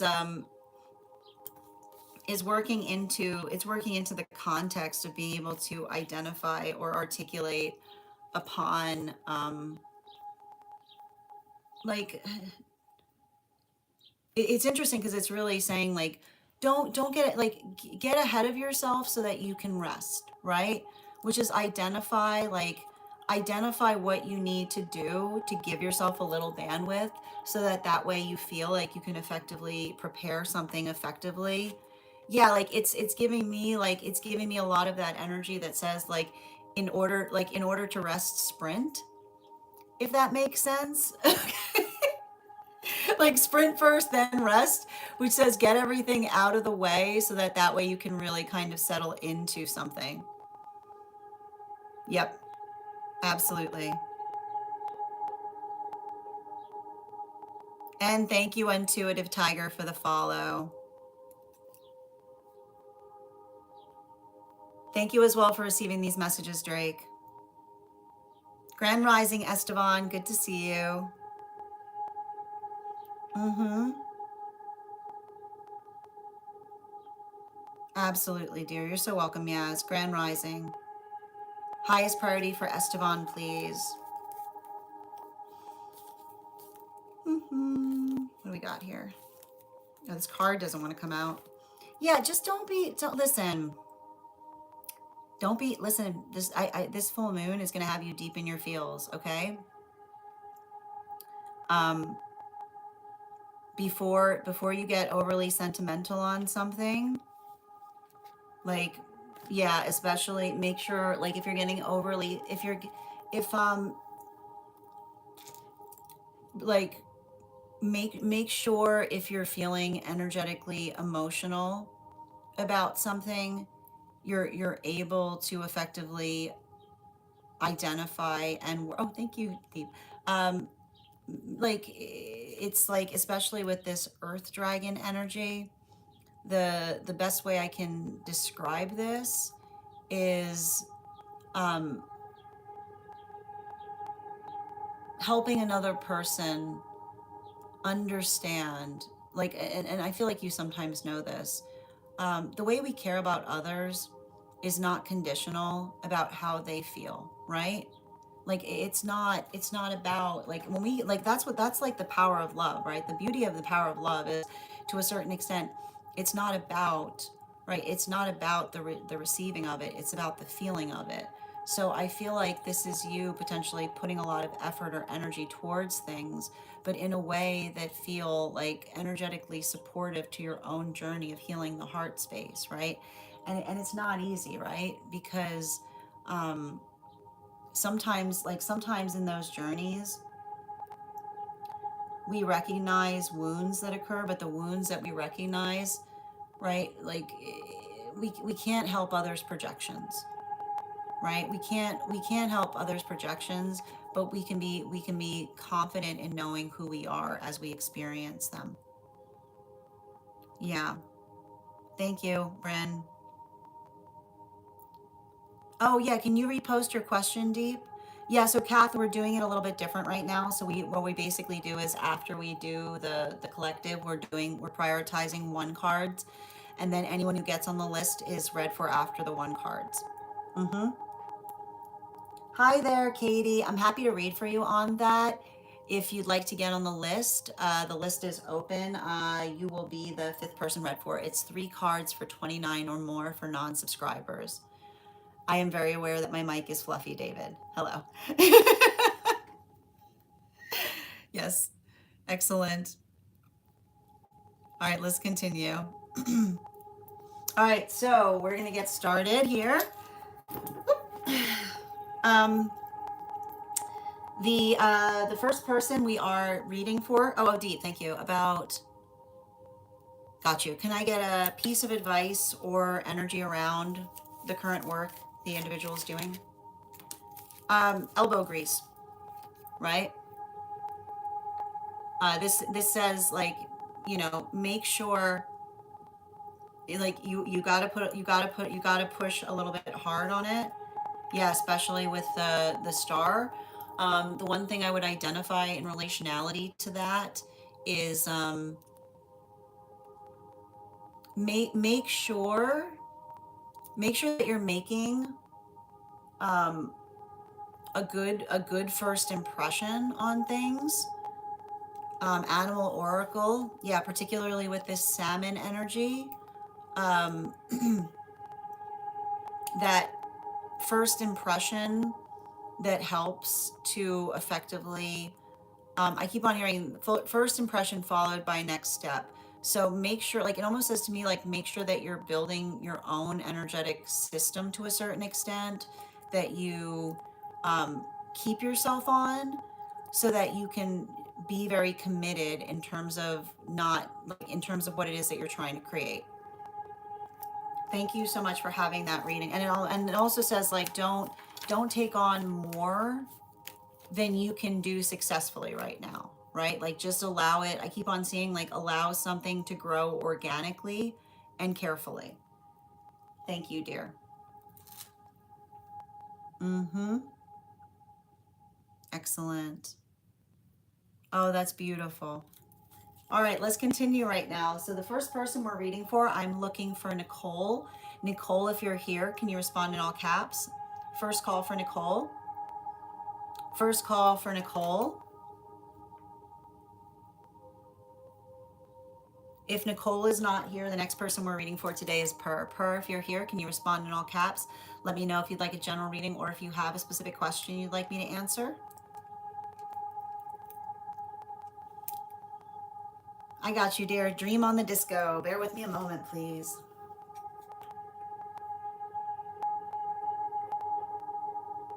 All right. Where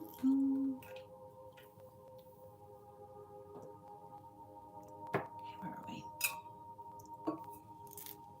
And you know what we do before we do our dream interpretations? We got to bust out the dream coconut.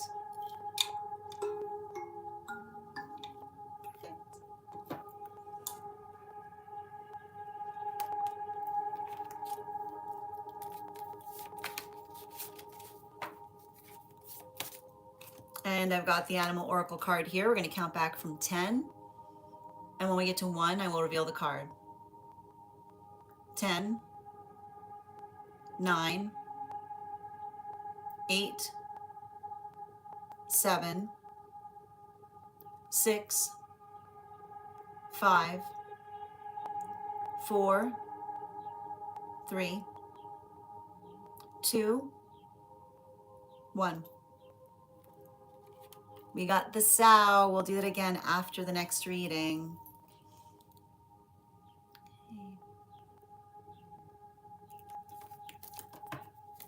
And this is outside tea. I'm going to pin up her. Okay.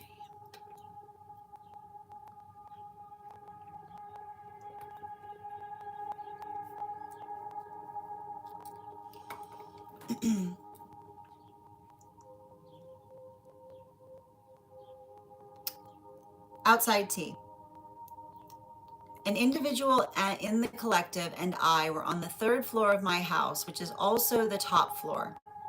One interesting detail is that in real life, my house only has 2 floors. There were 2 rooms on the 3rd floor next to each other. And if you look at the layout of my actual house, I was in the room directly above my real office, while the individual in our collective was in the room directly above my bedroom. I was sitting behind my laptop reading comments, almost like I was scrolling through a group chat similar to a live chat. Another person using a completely different username was posting comments pretending to be me. They were even using cat emojis, non-existent in real life. I can't remember the username anymore, but it looked like it was the first and last name written together in lowercase. It felt masculine, and for some reason the letter J seems relevant. I called to the member of the collective over to show her the comments, and we both became completely absorbed in going through them, trying to figure out what this person's motives might have been. I remember thinking very clearly, why would you pretend to be me when it's obvious you have a completely different username? Because my mother was about to arrive at any moment, I went downstairs, and at the bottom of the stairs was a white and orange cat the same kind of cat that I've seen other times before in my dreams. It turned out the cat belonged to the member of our collective. However, she didn't want him coming upstairs. She kept screaming in a nice, urgent way at the cat to stay downstairs. In previous sessions, we've interpreted the white and orange cats are representing memories from past lives, I believe. I woke up and I fell asleep again. I had a dream I can't recall about myself and the collective in a building. I woke up after this fragment thinking I'll write it down in the morning. Then I had a creepy, scratching voice say, "Hello?" And I said hello back and went back to sleep. I have questions. Excellent. All right. Can I please get. Mm-hmm. Can I please get 4 cards? And thank you for having priority today. You'll have an additional card in your reading.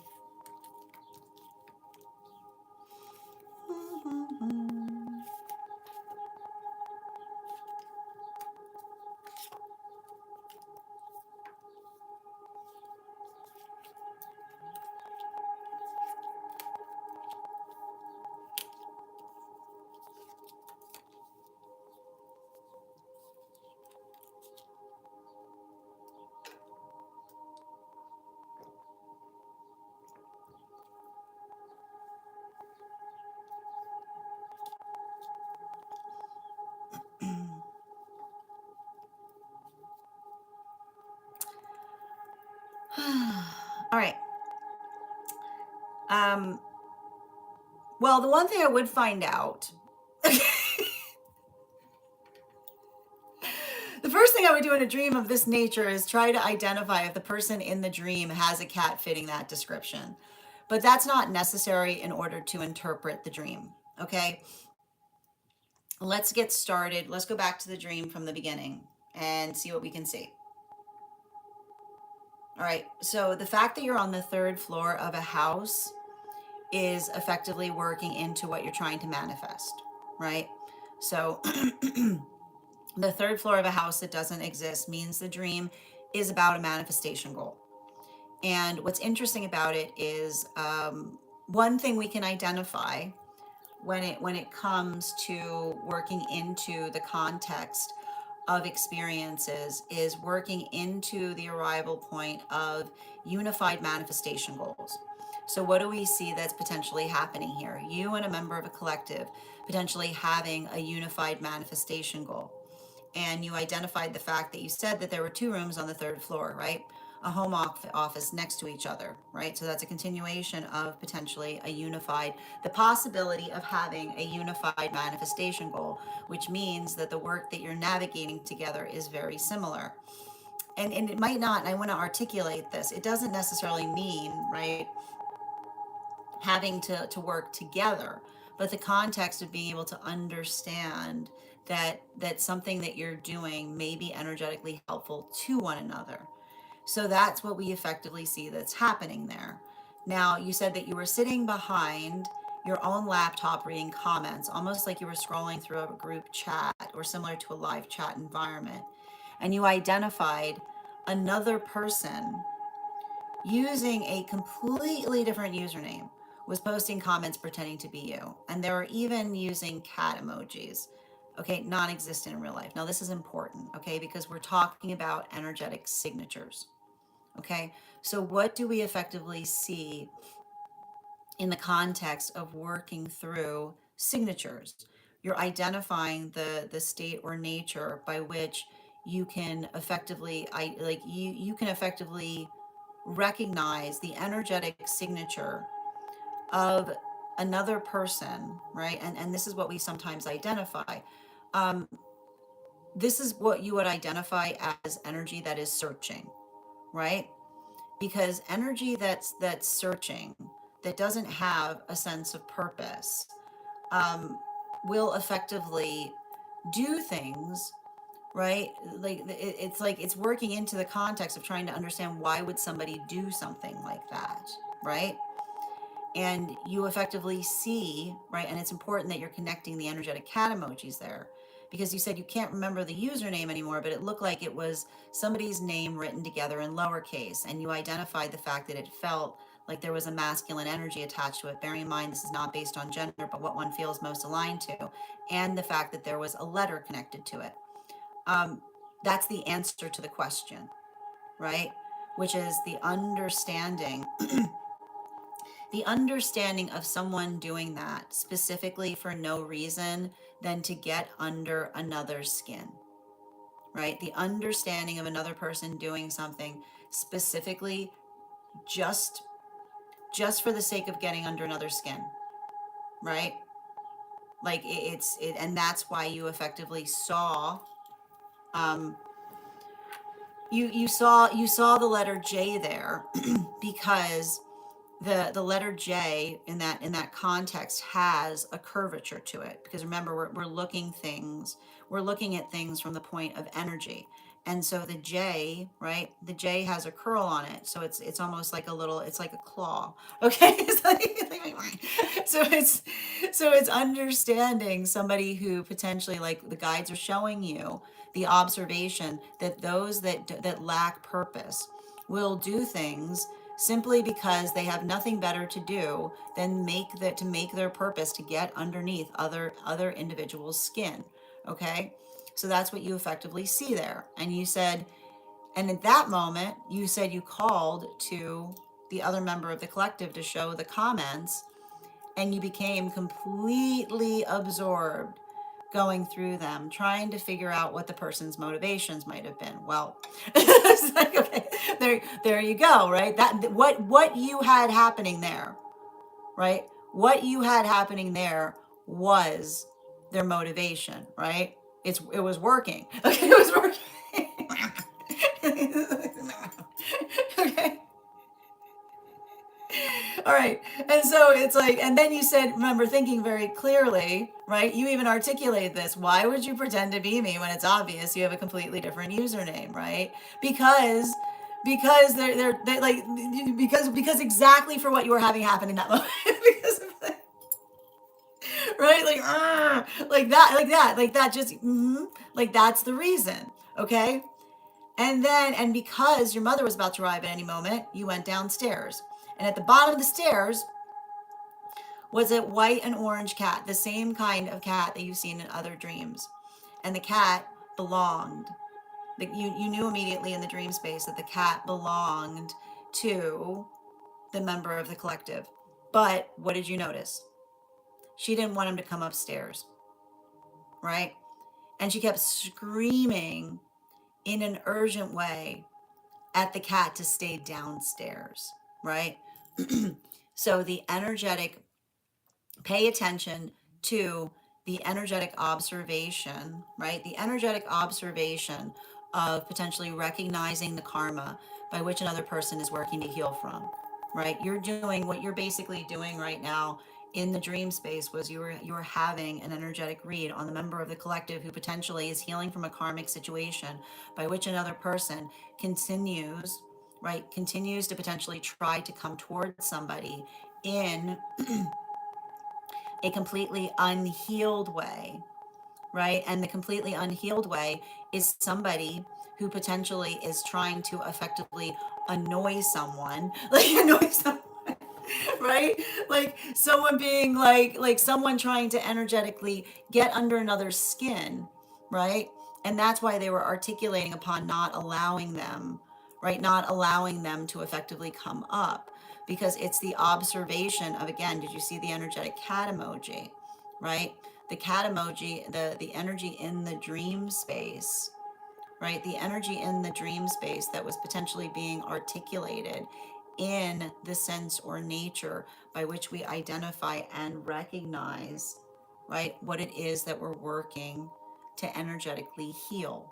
So this is you effectively recognizing the energetic assessment of an energy read for that individual in the context of understanding the quality and condition as to, and this is the thing about it, right?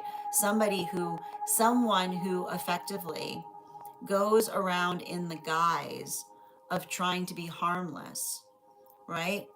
Right? Because again, like going in the guise of someone trying to be harmless, trying to effectively identify or recognize what doesn't feel right? Like someone who tries to effectively look sweet or cute, but under, right? Like under, right? The under observation of what they're truly energetically doing, right?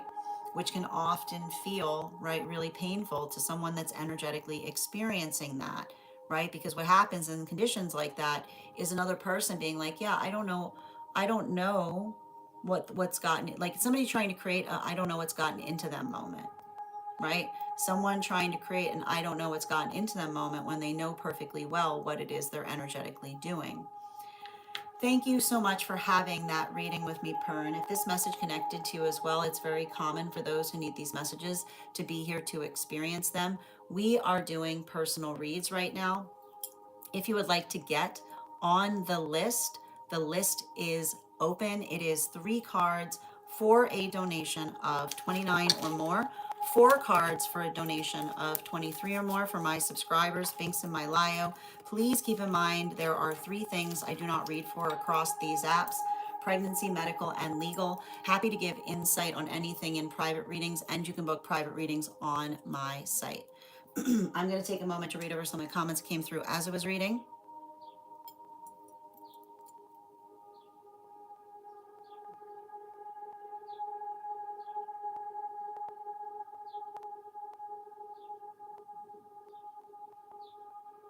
Mm-hmm.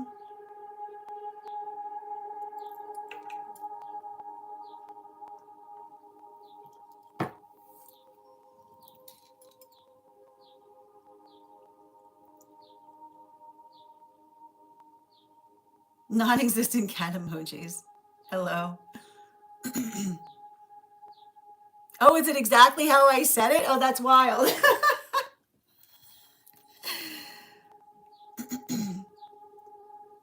Popcorn while I'm solving the dream. Mm-hmm. Oh, thank you for confirming. I was waiting for that, Avatar. Thank you for confirming. Thank you as well, Waylay. Oh, well, but what's interesting about that is it's your spirit animal now, right? Mm-hmm. That's interesting. Yeah. But and I want to point out, you want to understand though, here's the cool thing about this, which is a little hard to explain. It's your spirit, it's your animal in spirit, and they're showing you, right? Because you can see that even in the placement in the dream space, they're acting as guide for shadow work, right? Because it's the observation of helping, like the observation of understanding that they're helping Per to see the full energetic shape of what you yourself are working to heal, right? It's interesting. Mm-hmm. Like that's the other thing that was coming through in the dream space upon it. Yeah, that's beautiful.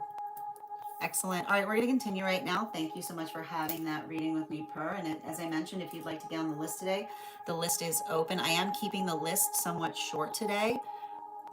So if you would like to get on the list, I would encourage you to do so sooner rather than later. I'd probably take maybe one more person on the list before the list will be closed. You're so welcome, Per. Excellent. All right, the next person we're reading for today is, I'm still looking for Nicole. If Nicole is not here, then the next person we're reading for today is Bryn. And Bryn, I've got your cards out already. And if anybody else would like to get on the list, if you're joining us over on the place where we keep the videos, you can get on the list via my tree that is Binks in my Lio. As I mentioned, it is 3 cards for a donation of 29 or more. Excellent.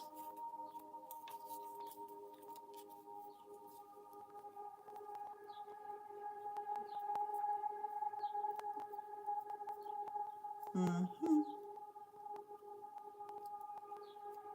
Excellent. And Denise, thank you for getting on the list, dear. Excellent.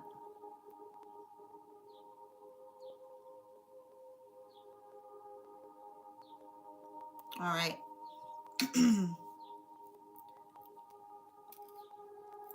And Bryn, could you let me know if we're doing a general reading or if you have a specific question you'd like me to answer?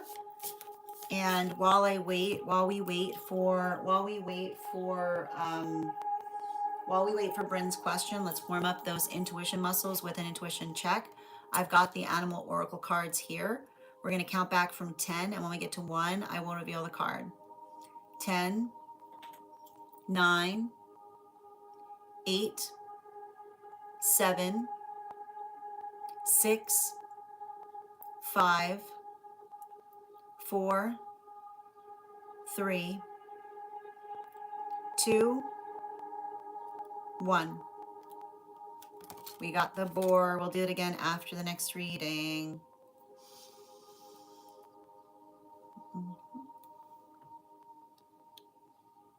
Hi there, Bryn. I haven't seen your question come through, so you might need to repost it.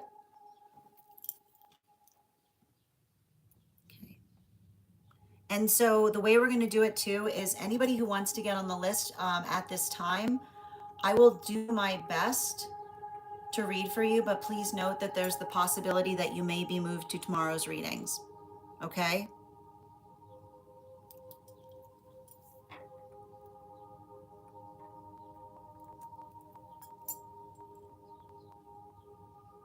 Excellent.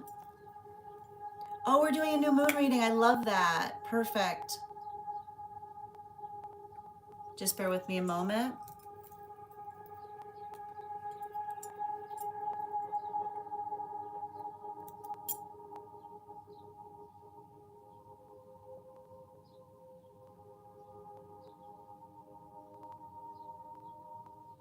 Let me just make a note.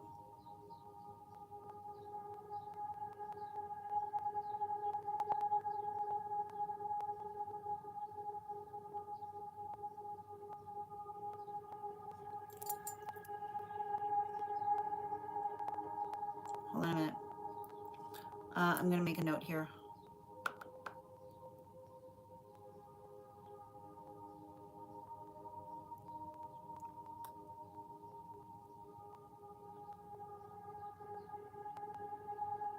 Got it. All right. We've got 4 cards. So before I was reading for you, a lot of these cards came out. You had 1, 2, 3, 4, 5. You had 5 cards come out. We're going to read them. And they're all transverse at the moment, but I feel like something about these are I'm feeling very inclined to read these. I like, yeah, this is how we're going to do it. Yep. So the first card I see that you're navigating right now is Empress energy. And here's the thing with Empress energy. Everybody's got something to say about an Empress. You know what I mean? Like everybody's got something to say about the way an Empress does things. You know? Everybody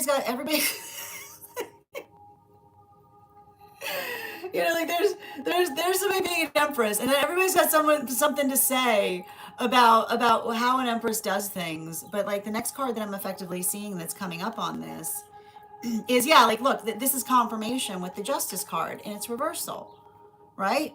It's really interesting. It's really easy for energy on the sidelines of things to have opinions when they're not doing a thing. Right? It's very easy for those who sit on the sidelines to have opinions because instead of doing something. Right?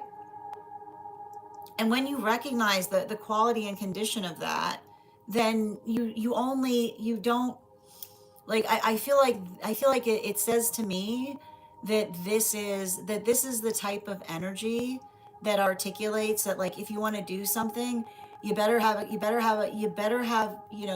work on having a thick skin, right? And the thing about a thick skin is, and the thing with a thick skin has to do, and you'll notice this too, right? When another person, not all opinions are alike, right? Because opinions come from energetic purview points. And especially when we see, like, there's that Queen of Cups energy. And here's the worst part about it, and you probably know this, okay? And I feel like this is the important thing, because I feel like there's probably a conversation. This is either you having to be in like the midst of another thing that another, like someone brings to you. When another person complains about someone, right? And I keep on getting, it starts with the words, I don't like them, right? I see you having to say to someone, be more specific, right? I don't like them. That's not an, you can't do that.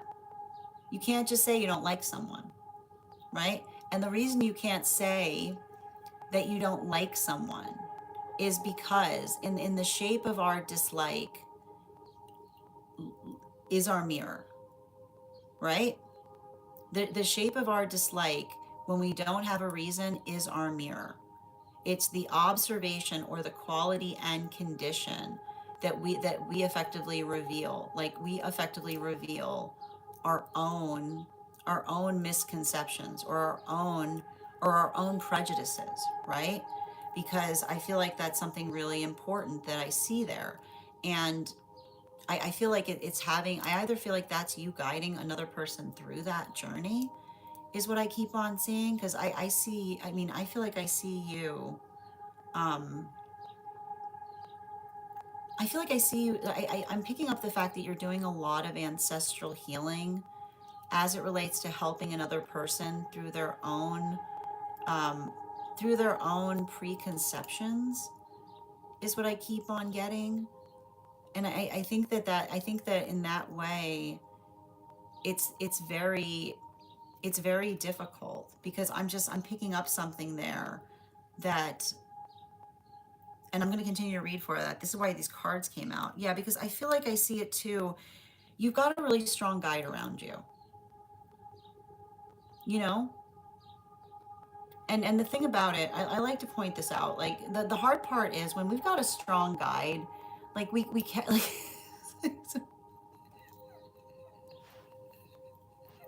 like I see, I've got like this guide around you. It's like, you know what I mean? Like, which means like, so we can't help.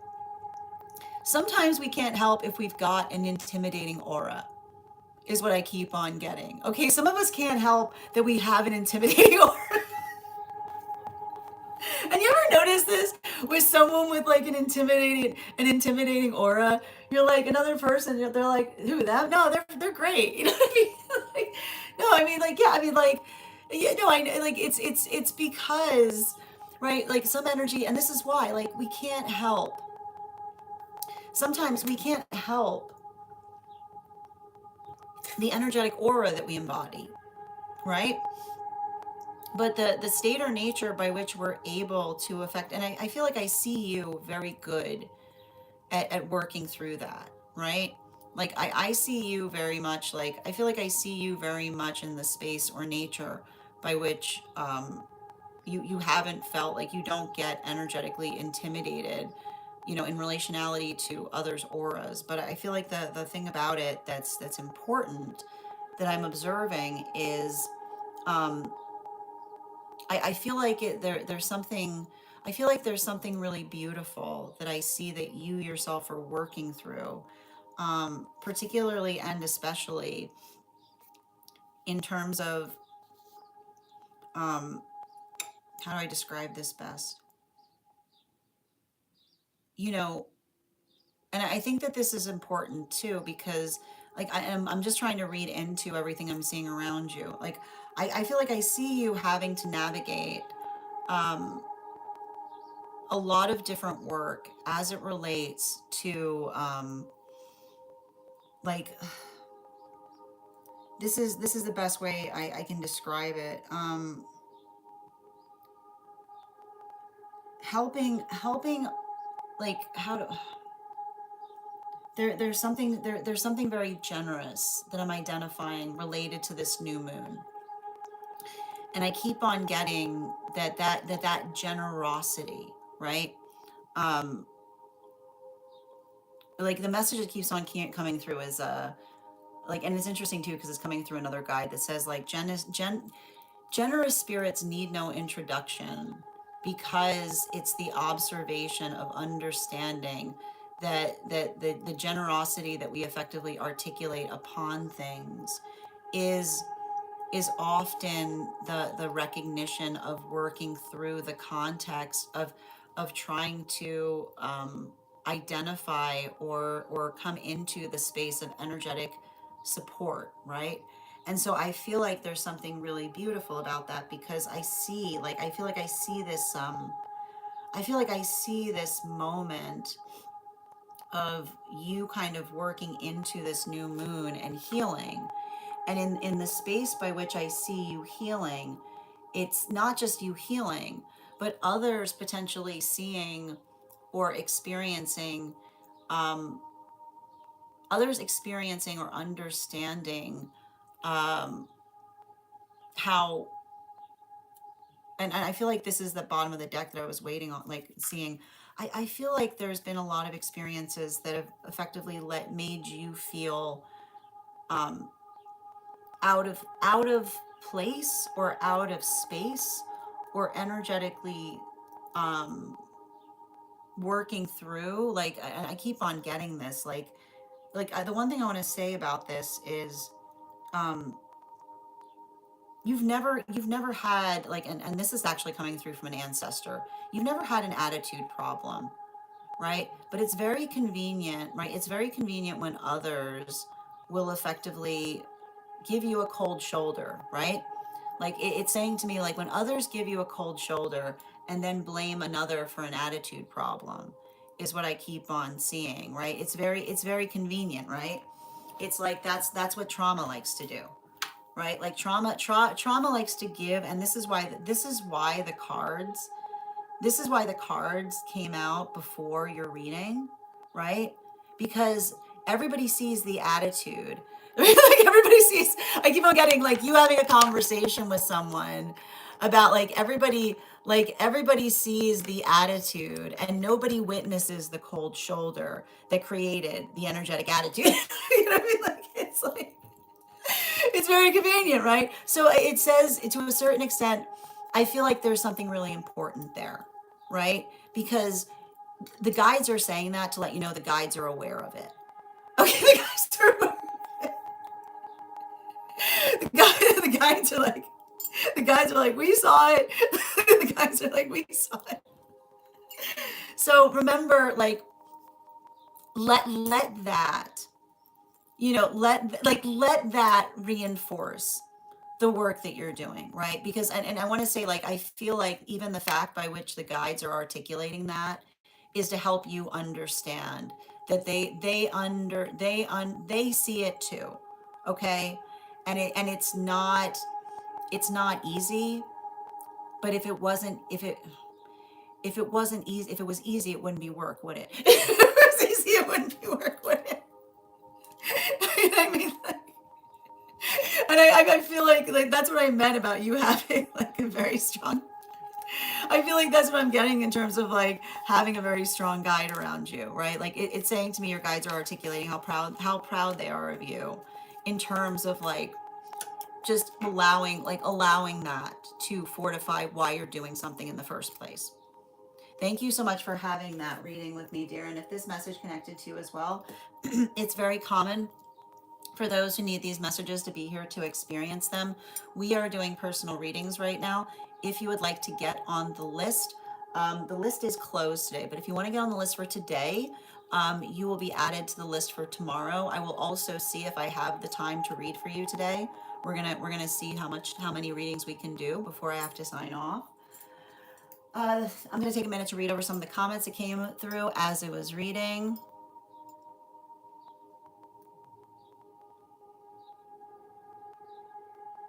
Thank you, Ella. I like that word. It's a cute one. I came at the right time. How you doing today, Sophie? I love it when others tune into another person's reading and they're like, "Oh, this one's for me too." Absolutely. Hold on a minute.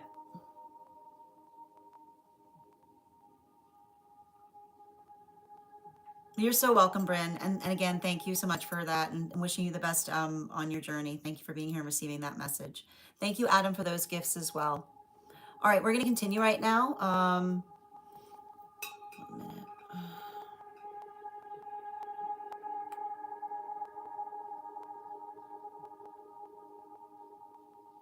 All right.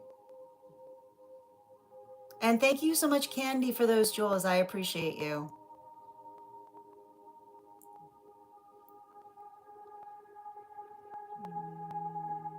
Give me a minute.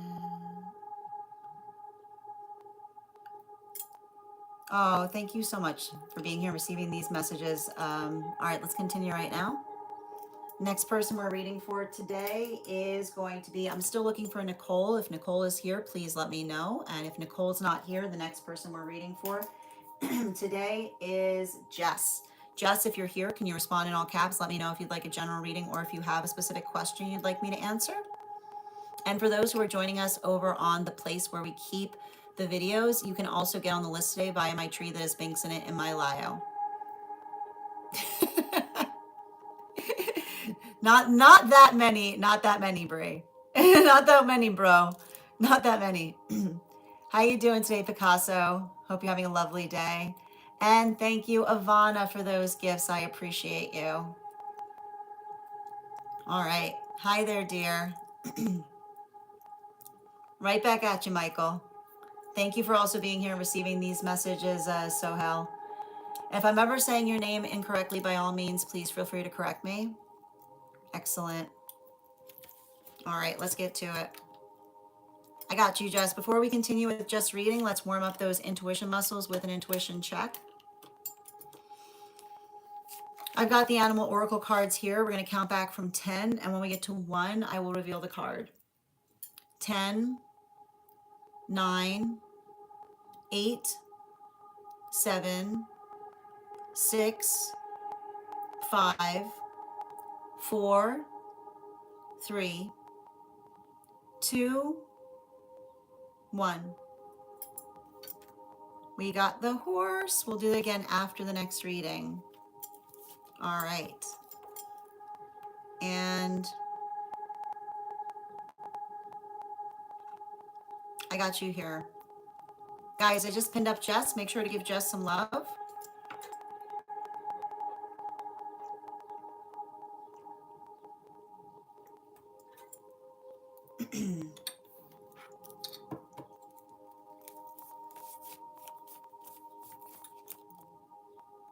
All right.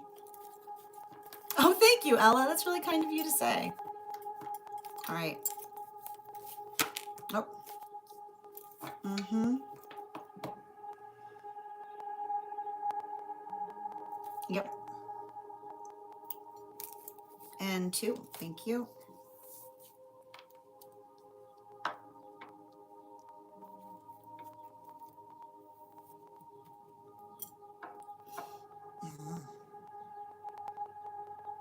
Mm-hmm. Yep.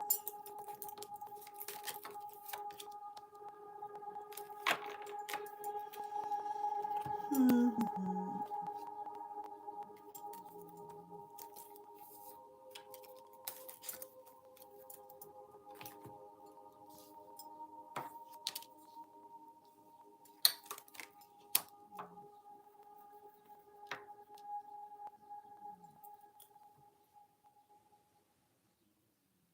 This is ridiculous. Okay, sorry. Okay, sorry.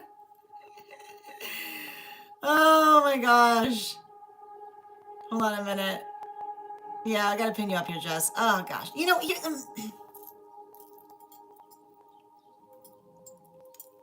what is this? What is this that I'm seeing? Like, ugh.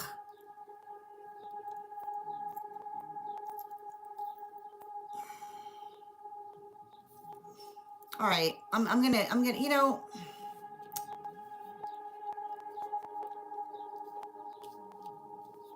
like do you want to start with the professional first? Hold on a minute. Yeah, because the thing about it is, um,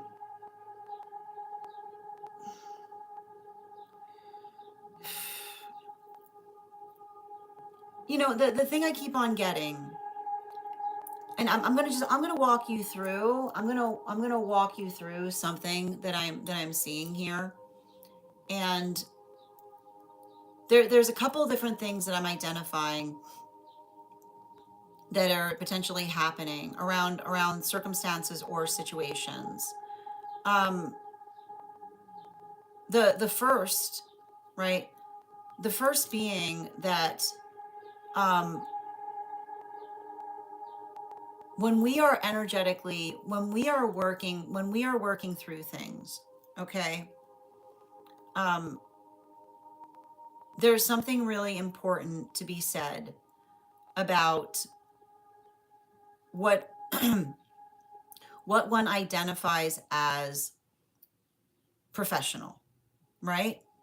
And the thing about when we're being, and you probably know this, like when we're being energetically professional, um, we know the space by which professional and personal do not do not commingle to a certain extent, right?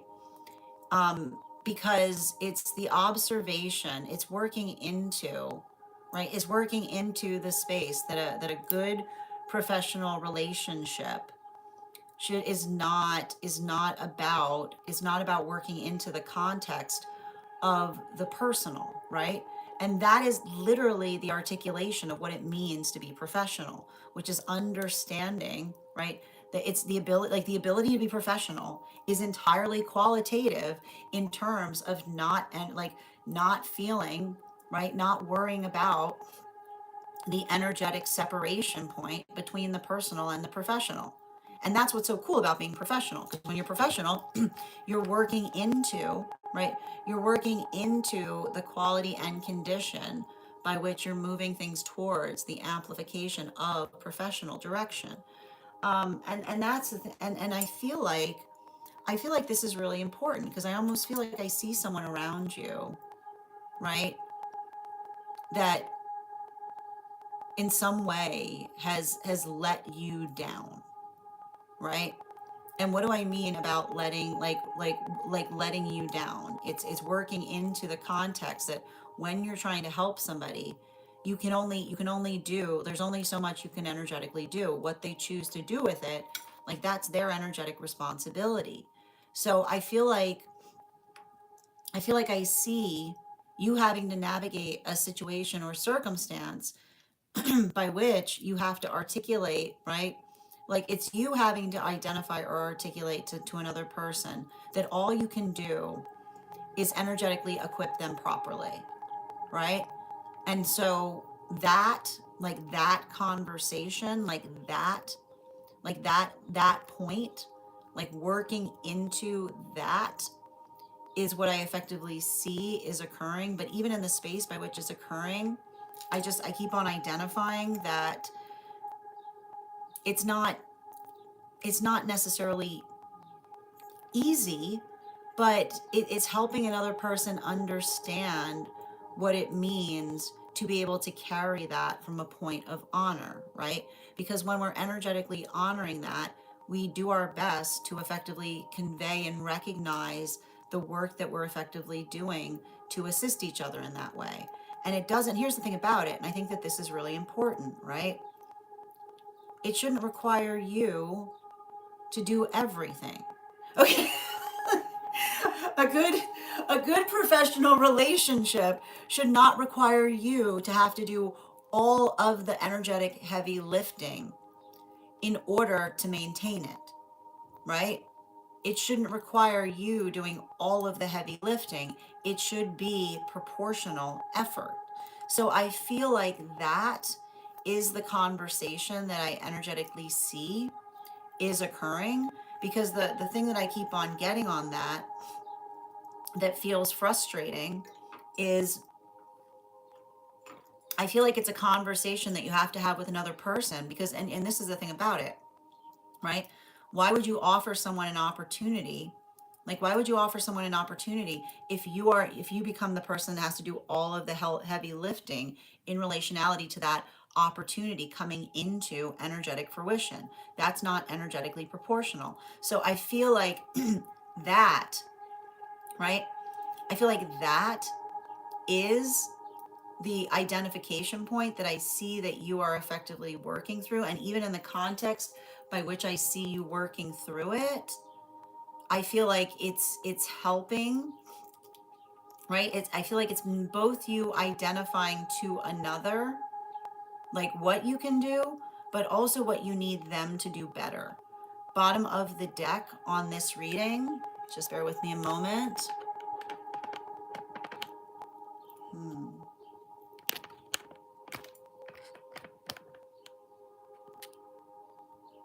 Okay. Bottom of the deck on this reading. Let's see here. Where'd it go? Yes, but especially with that 9, like especially with that 9 of cups in its upright.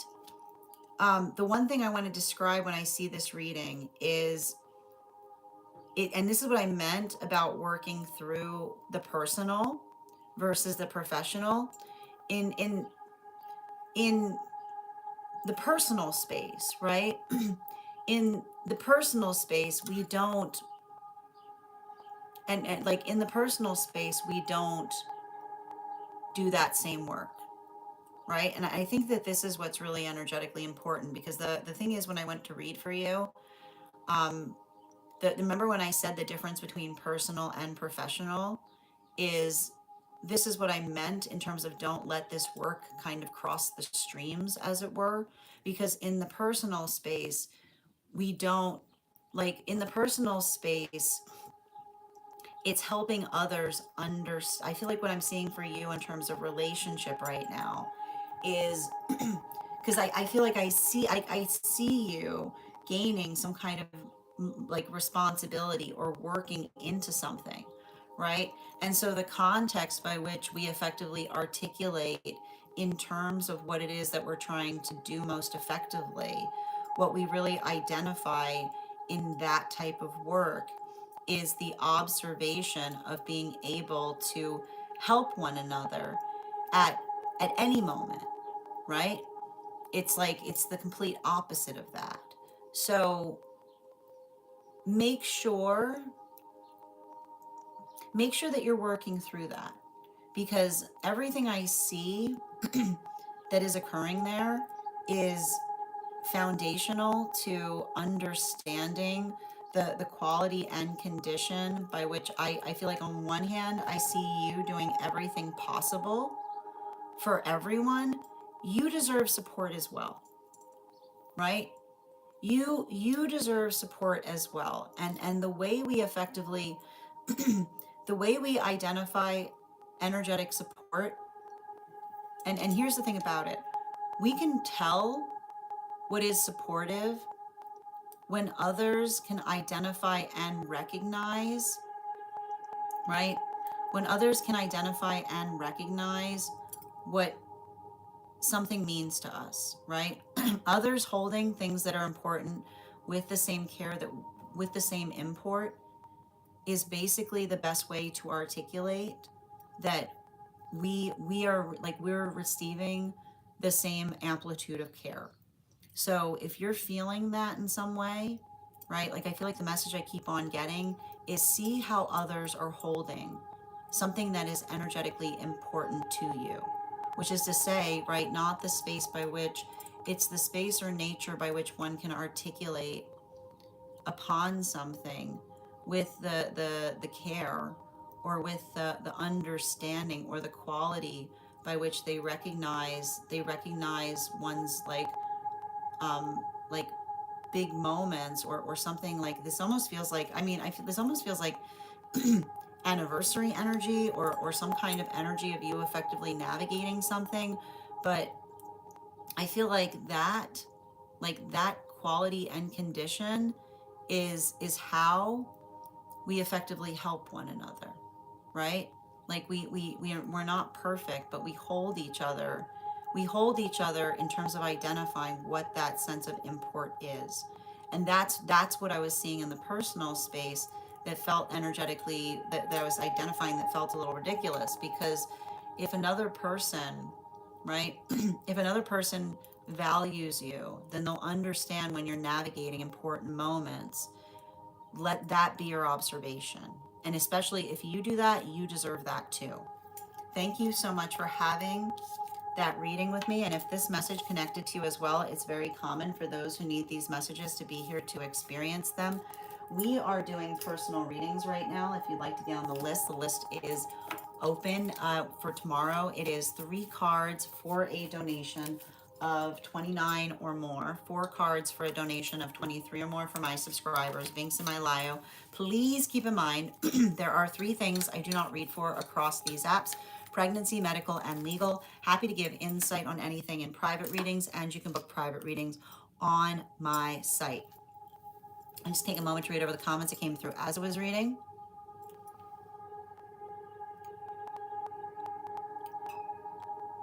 What a terribly negative thing to say, Tug. That's a fear-based mindset, and I'm not going to allow that type of communication in the chat space. Hold on a minute.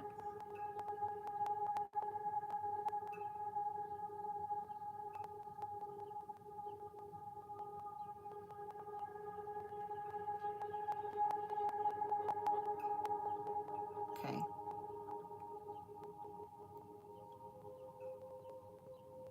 All right.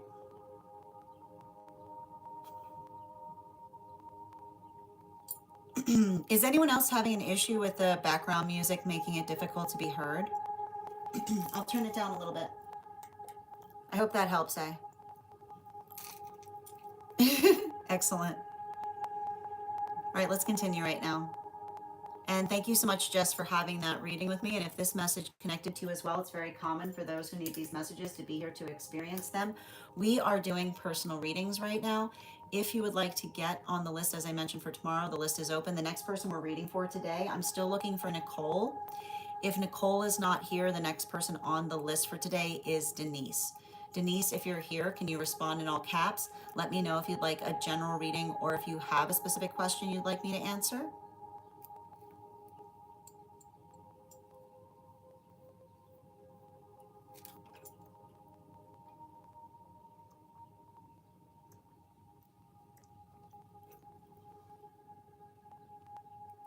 I got you, dear. Perfect. And before we continue with Denise's reading, let's warm up those intuition muscles with an intuition check.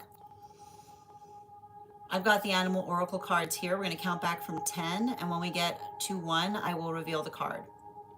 10, 9, 8, 7, 6, 5, 4, 3, 2, 1.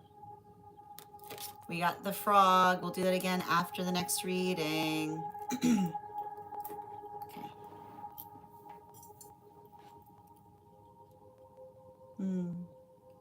You're so welcome, Alchemist. Thank you for being here and receiving these messages. And thank you for those heart me's, Hannah. All right.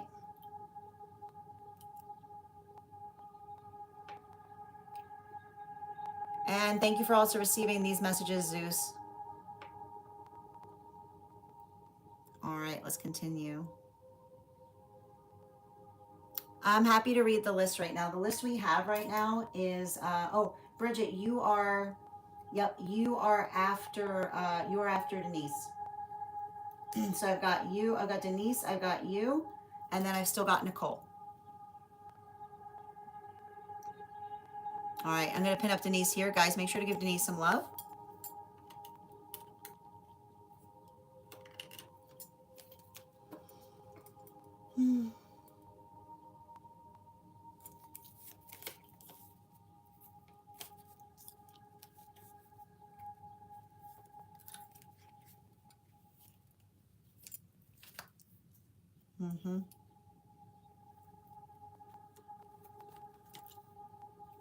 Also, she's not here, is she?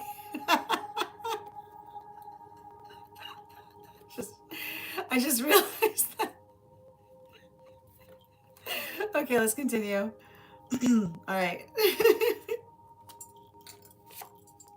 Every time. Every time. All right. Hmm.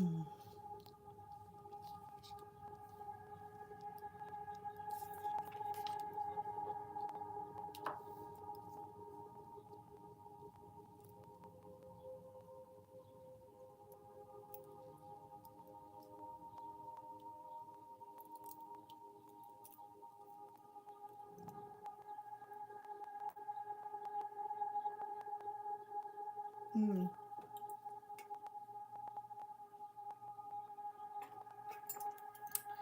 So,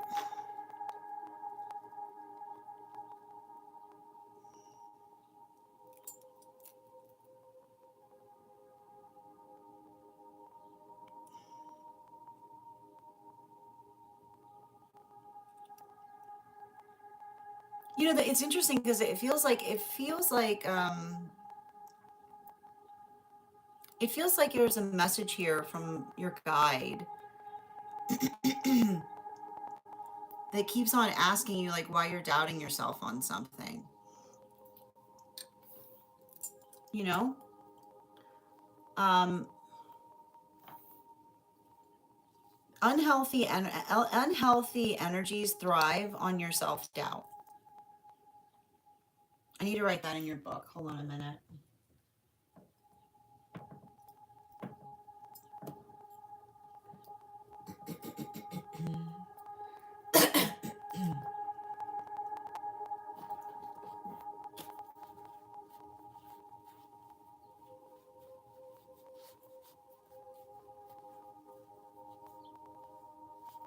Mm-hmm.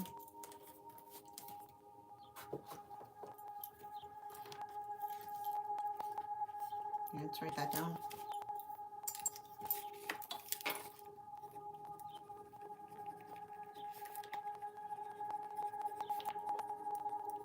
Yeah, unhealthy energy thrives on your self-doubt. So I want you to be very conscientious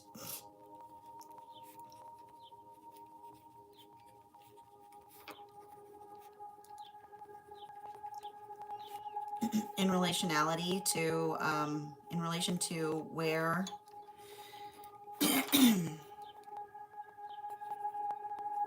like where the self-doubt is coming from in your life.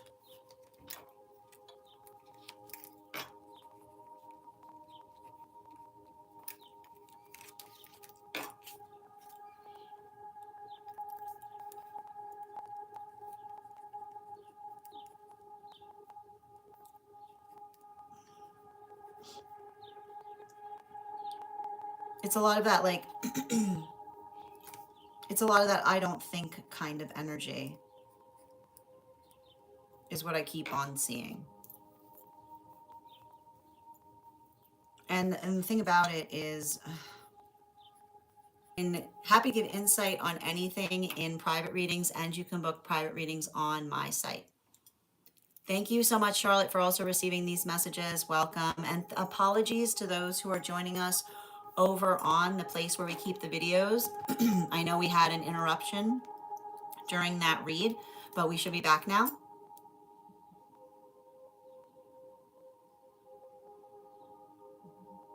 Absolutely.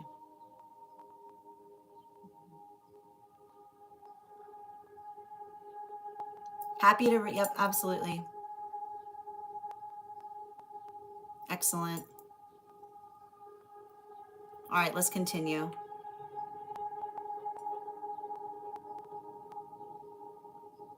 You're so welcome, Denise. All right, we're going to continue right now. The next person on the list for today is Bridget. Bridget, if you're here, can you respond in all caps? Let me know if you'd like a general reading or if you have a specific question you'd like me to answer. And before we continue with Bridget's reading, let's warm up those intuition muscles with an intuition check. I've got the animal oracle cards here. We're going to count back from 10. And when we get to 1, I will reveal the card. 10, 9, 8, 7, 6, 5, 4, 3, 2, 1. We got the swan. We'll do it again after the next reading. And I'm going to pin up.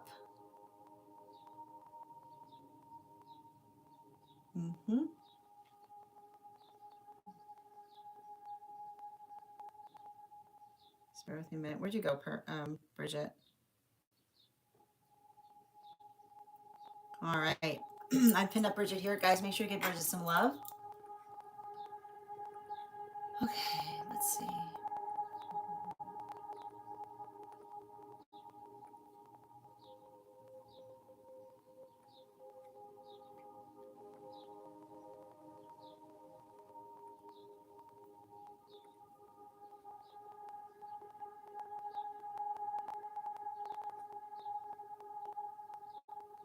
All right, just bear with me a moment. I'm just pulling it up for, there we go.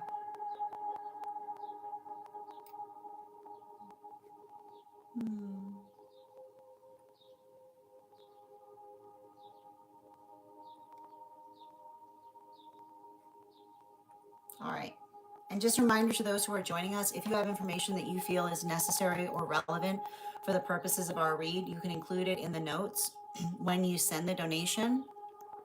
You can also post it in our subscriber only disco channel in the appropriate channels if you are a super fan or if you're a paid member over on the place where we keep the videos.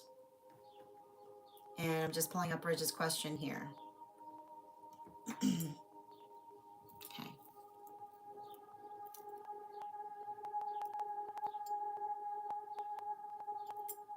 And Hardy, thank you for those gifts, dear.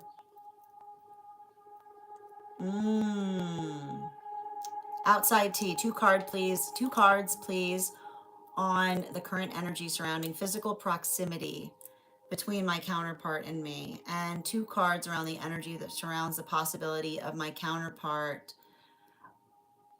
Okay. Explain. Yep.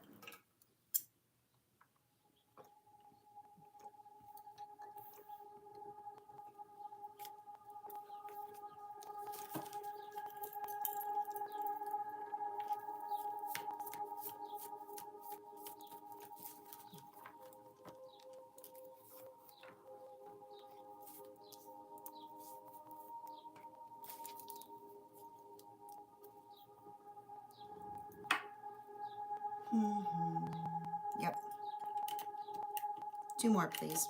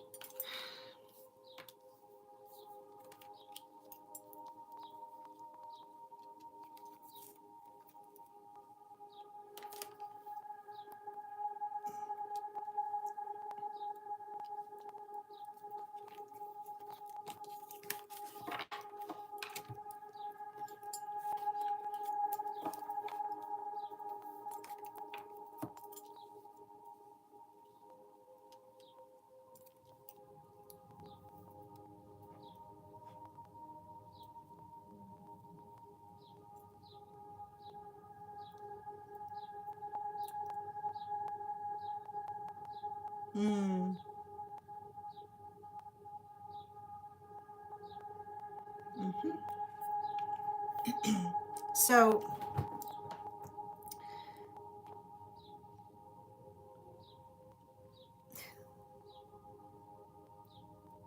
it's so like it's so interesting because how do I describe this? I feel like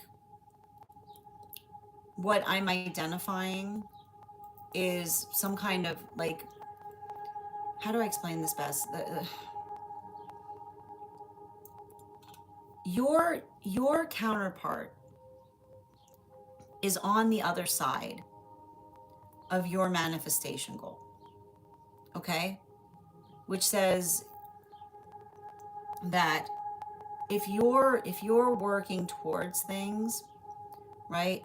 Like, I don't want you building into the context by which you are afraid to energetically proceed in terms of as it relates to moving locationally, because you have to understand, and this is what the thing you have to recognize that's often difficult, and you'll notice that I often bring this up when we're talking in the context of particularly in the tarot, and I try to teach this too.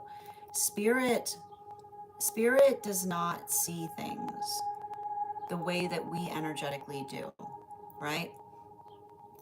Spirit does not like time and low and distance are like what they often articulate is it's an energetic illusion, right? Because it's the space by which we aren't, like, it sometimes feels like it gets in the way of energetically seeing things.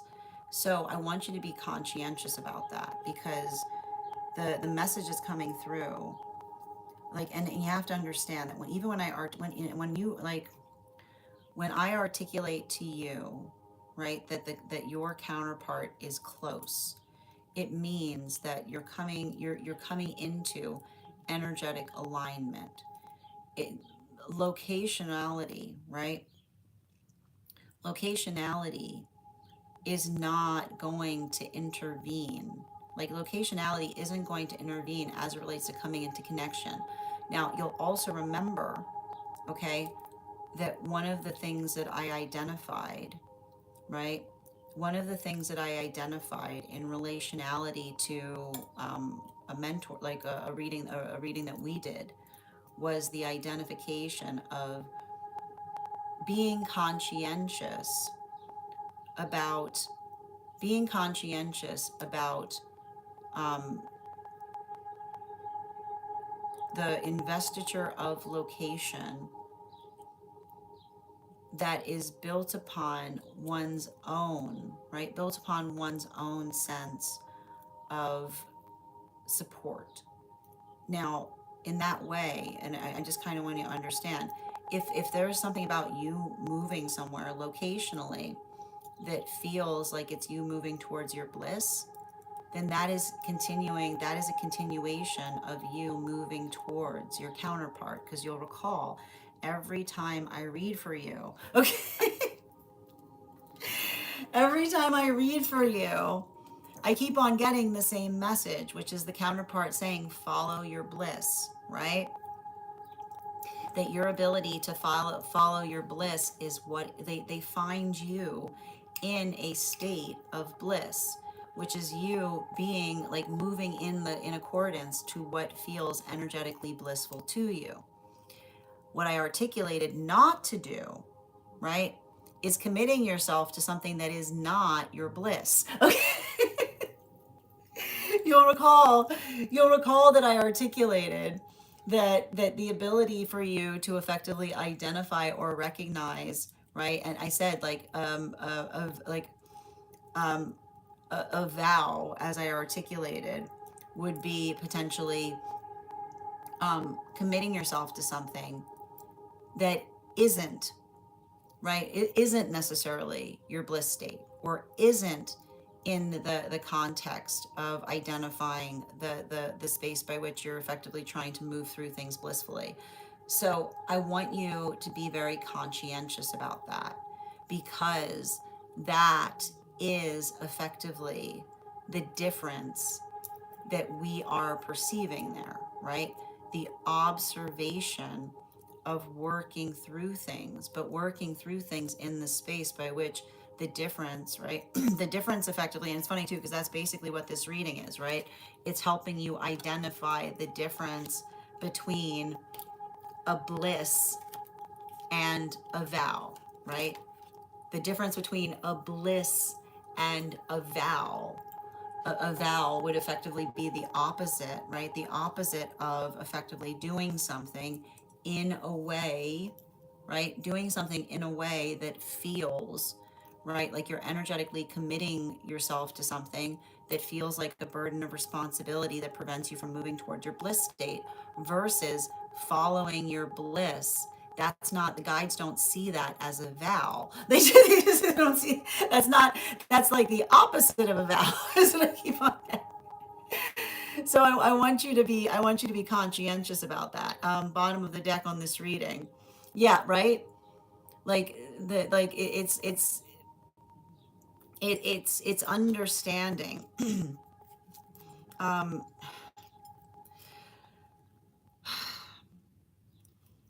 the state or nature by which, and again, the state or nature by which I see, right, like this individual, right, they're also energetically following their bliss. So you have to understand that there's no, I don't know how to, like, the thing about this is, like, I try to explain this when we're doing tarot. You can't, you can't miss what's for you, right? You can't energetically miss what's for you. There's no context by which you can energetically, when it's time to meet your counterpart,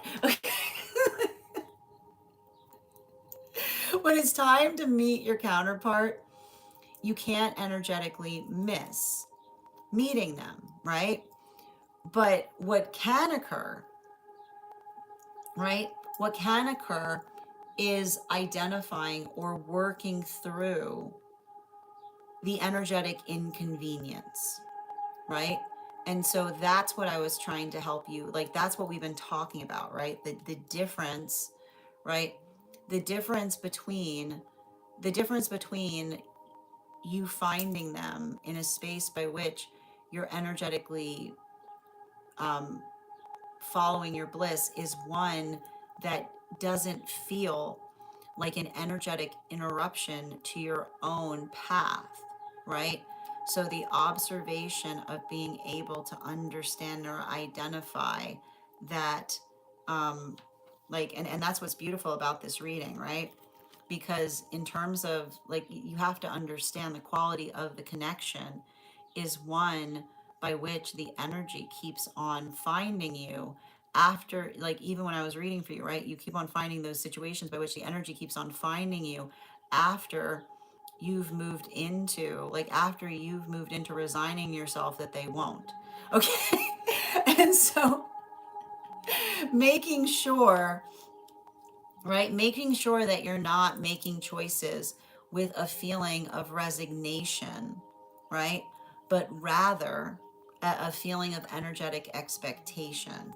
So I feel like there's something very important about that, because it's a continuation of saying, right, that there's no circumstance or situation by which you're going to move to somewhere that you recognize you would be more blissful, and you won't find your counterpart there, right? Because every time I read for you, the counterpart finds you in a state of bliss. So continue to follow your bliss. Thank you so much for having that reading with me. And if this message connected to you as well, it's very common for those who need these messages to be here to experience them. We are doing personal readings right now. If you would like to get on the list for today, the list is open. It is for tomorrow. It is 3 cards for a donation of 29 or more, 4 cards for a donation of 23 or more for my subscribers. Linked in my bio. Please keep in mind, there are 3 things I don't read for across these apps: pregnancy, medical, and legal. Happy to give insight on anything in private readings, and you can book private readings on my site. I'm just gonna take a moment to read over the comments that came through as I was reading.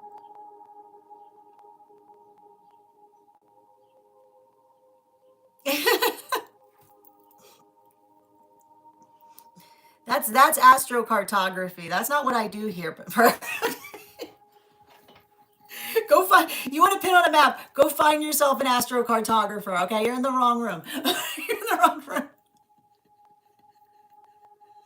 How you doing today, Dr. Genuine? Absolutely. Mm-hmm.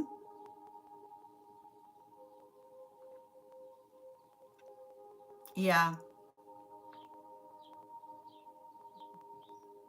Yeah, I know.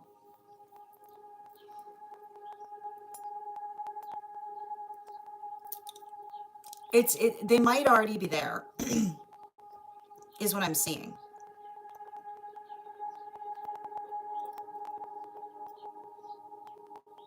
Mm-hmm.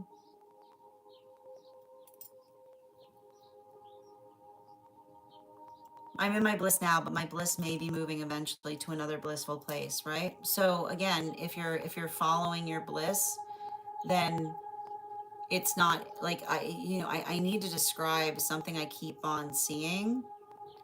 Um, like the thing, the energy you need to move away from is any kind of energy that says like, here I stay forevermore. You know what I mean? Like that type of energy. Yeah, how you doing today, Heather? Mm-hmm. Absolutely. Oh my God, that's wild, Bridget.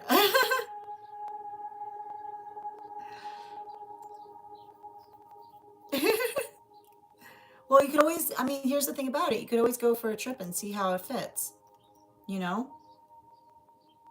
Absolutely. Excellent. All right, let's continue right now. You're so welcome, Bridget. All right, we're going to continue right now. The list is now closed today, but we're going back to one card readings. If you are a super fan or a paid member who has not had their one card today, you can go ahead and let me know. Put your question in the comments. I'll be happy to draw a card for you. Excellent. How you doing today, Taran? Welcome. Tamana, I'm not gonna spoil the joy of competition by making predictions. It's not, I have to be honest, I don't feel like it's in service to the quality or condition of the cards. I got you one card for It's My Highest, please. Um, Make sure that you're identifying what support looks like to you right now. I feel like that might be a good project to navigate for this this new moon energy we've got coming up. Like helping others understand what support, what an ideal supportive relationship feels like. Um, Animal Oracle, especially with the stag energy, right? We help each other by being able to articulate to each other what we feel is missing, right? Healthy relationships thrive in being able to articulate upon what would effectively make something better. Mm-hmm. Hi there, Kayla. Absolutely. What to keep in mind to connect with a guide. I got you, dear. We've got the Queen of Swords in its transverse. Um, I feel like you already have that guide connection. Um, I feel like a lot of it has to do with finding confidence or um like it's saying to me like it's like this guide I'm picking up on is all about bold choices. So make sure that you're navigating situations or circumstances ready to be the brave energy in the room. Yeah, bottom of the deck, particularly and especially with this Two of Cups energy. Um,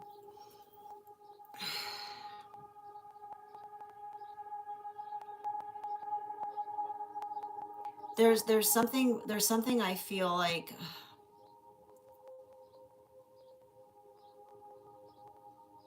I'm seeing a circumstance or situation by which, hold on a moment.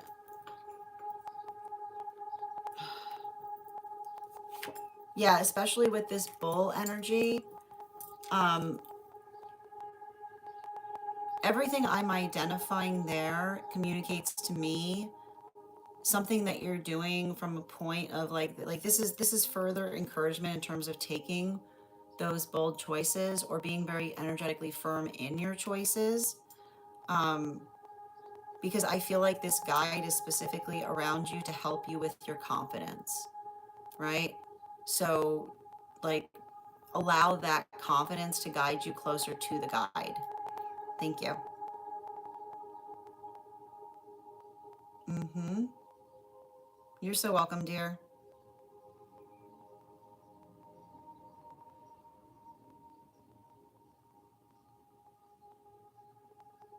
One card for highest priority, please.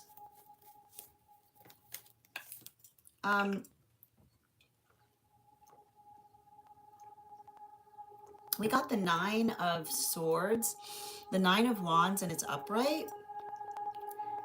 I feel like this Nine of Wands, ooh, hold on a minute.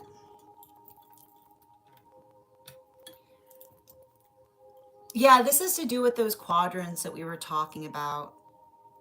You know, it's interesting because this feels connected to a guide that's helping you recognize and identify, um,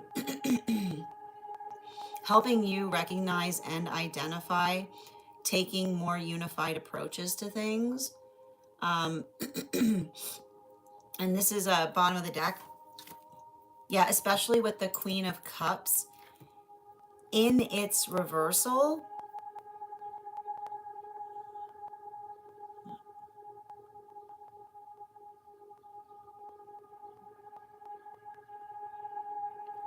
Specifically with the Queen of Cups in its reversal, that like what we effectively identify or see there is it's working into, I want to describe, like the thing I keep on getting is um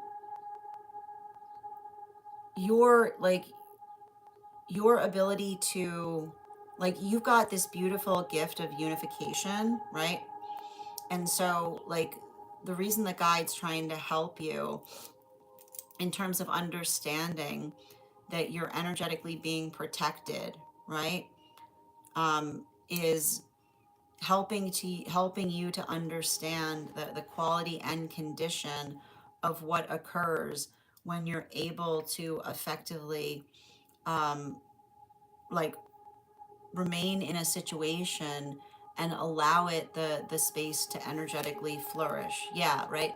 This is, I wasn't surprised to see this card coming up for you, right? Because flourishing is nourishing. But if you're always energetically, if you've got the gift, right? If you've got the gift of being able to effectively help, working into like the space by which you can help unify, right? Then if you're constantly, I'm gonna have to, like, this is what happened, like if you're constantly moving, it's not giving the quality of activation, it's not allowing for the quality of activation to occur in it. And I feel like that's what you're effectively seeing right now in the dream space of what you can expect as you continue to heal that abandonment wound. Mm-hmm. I'm gonna hold on, I want to write that down for you because it's gonna be relevant in our private readings.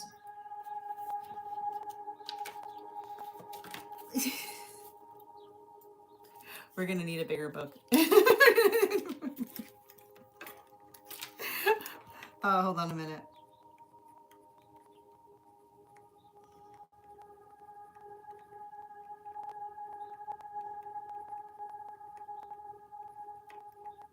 Mm-hmm. Yeah, that's coming directly from a guide. Okay.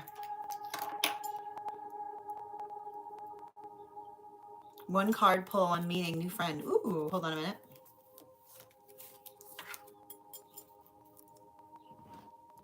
Yeah, this feels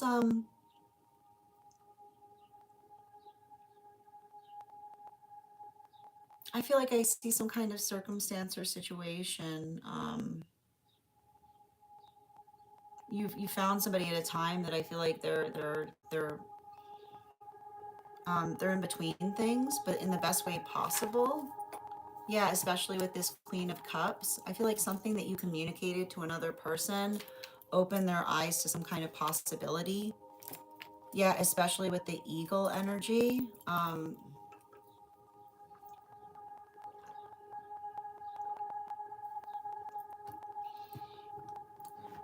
You know, that eagle energy,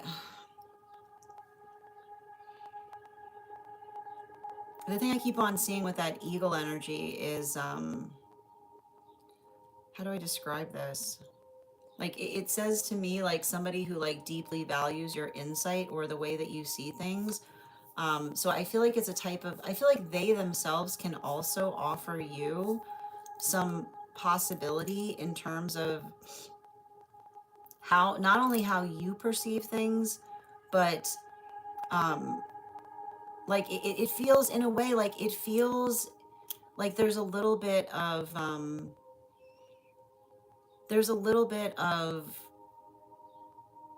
perceptual correction there, but in the best way possible, right?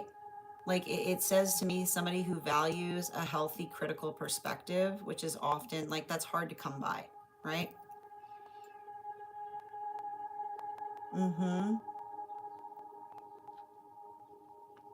I got you. One card for a rainbow.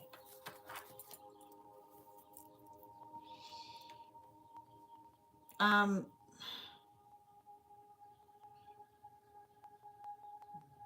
I feel like I see somebody. I feel like I see somebody that's working on their confidence, is what I keep on seeing. Um, I also see somebody that's very, very busy.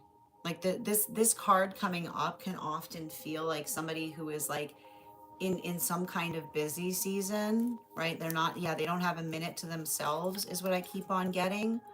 Um, Animal Oracle. Yeah, especially with this bull energy.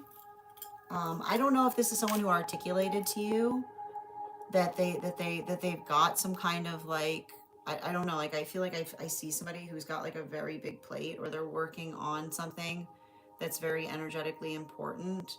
So I feel like a lot of it is them trying to energetically focus upon something that they're trying to complete, or some kind of season by which they're very, very busy.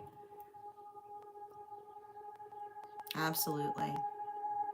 Thank you for sharing the live, Dr. Genuine. I appreciate you. Julia, good to see you. Mm-hmm.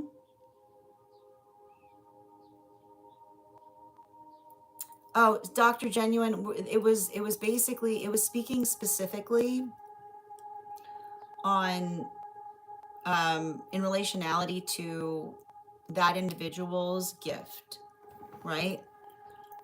Where like it's, yeah, it like if you got a lot of unification energy and you're moving around too much, like the unification energy doesn't have time to like activate, if that makes sense. Yeah, Julia, one card on connection with them, please. Good to see you today, dear. It's transverse. I feel like I see somebody that needs to determine. Um, I don't know why this energy is like. Why does this energy feel like there's like, I'll never like we can't miss our moments, is what I'm getting. So I feel like I see somebody that sometimes really gets overly focused, like overly focused on regret, is what I keep on seeing. But I feel like again, it's a continue. Like, I feel like it's somebody who like overthinks. Like every time they leave you, they're like overthinking, like how they like. I see somebody who's like chronically overthinking how they behaved or what they did or what they could improve or what they could do differently, is all I keep on seeing. So I feel like there's something. I feel like there's something really important about that, because hold on, Animal Oracle. Yeah, like I feel like the one thing, like I feel like they don't see themselves the way that you see them, right? It's like I see somebody who like seems to give this air of being cool, calm, and collected, but like internally, like I keep on hearing like somebody internally, they're like screaming, if that makes sense. They're like there's a lot, it's a lot of sardonic energy that I'm picking up here. I kind of like, I mean, I'm someone who likes sardonic energy, so I get it. Mm-hmm. Grand Rising, Nicole. Oh, there you are. I was looking for you. You're on the list. Perfect timing. Hi there, Moses. Thank you for the follow. What? Julia? Oh my goodness. Wow. Sending you support, dear. I hope you're good. Oh, Rainbow. I understand. Yeah. Oh. Oh, Heather. I'm sending you so much support on that journey. And David, thank you for the follow. Excellent. Mm-hmm. No, I understand. So, you might like, if when they come back to you, you might want to communicate to them, right? Or identify, like being able to identify to another, um, how, like, how to build connection, even if they're very, very busy, or what it is that you need from a point of consistency, you know? And thank you.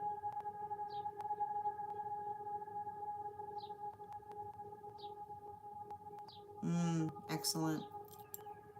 Oh, that's wonderful. Okay, are you listen, if you want to hold the reading, that's totally okay too. I want you to be in a space by which you can, like, you're like ready to receive it. So if you would like to have the reading now, just let me know. Thank you. You're so welcome, Kayla. I'm constantly battling with myself about being too much. So having that bull card come up is actually very comforting. Yeah, like that's like the guide, like I feel like the guide saying like I feel like the guide is like, you've never been too much. Like that too much has been like protecting you. Is what I keep on getting. The guy's like, more of that, please. Yeah. Like they're like, I'm here to help you with your muchness. Thank you, Kayla.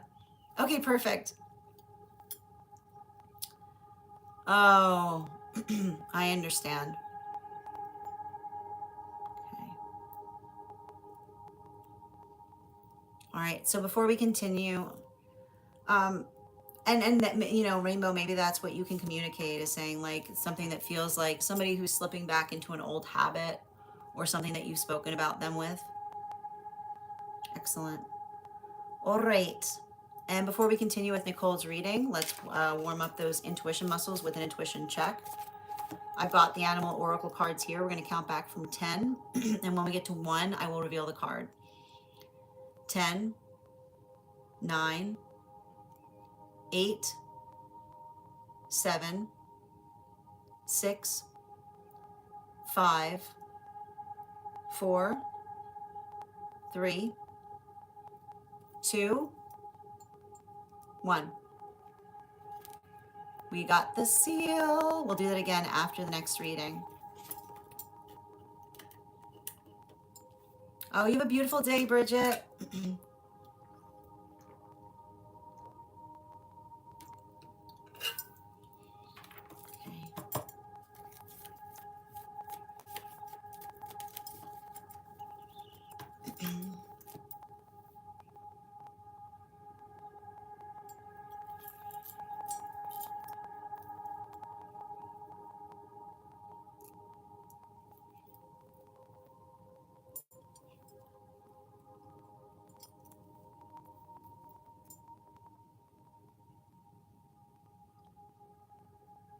I know, it's a beautiful card, isn't it?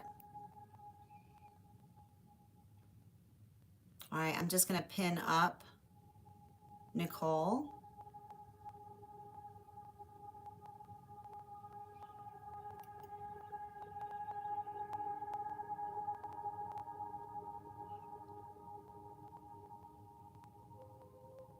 All right. Are we just doing a general, Nicole? I'm just looking.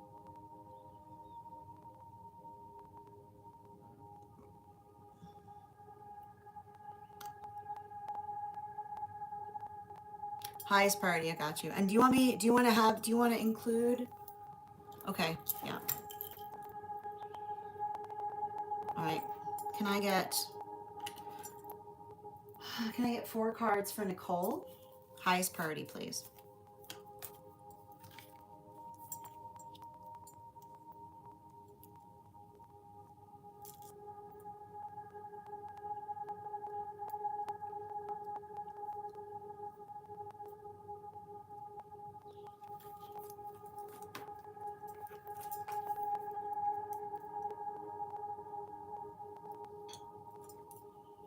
Mm. Yes. Thank you. And one more.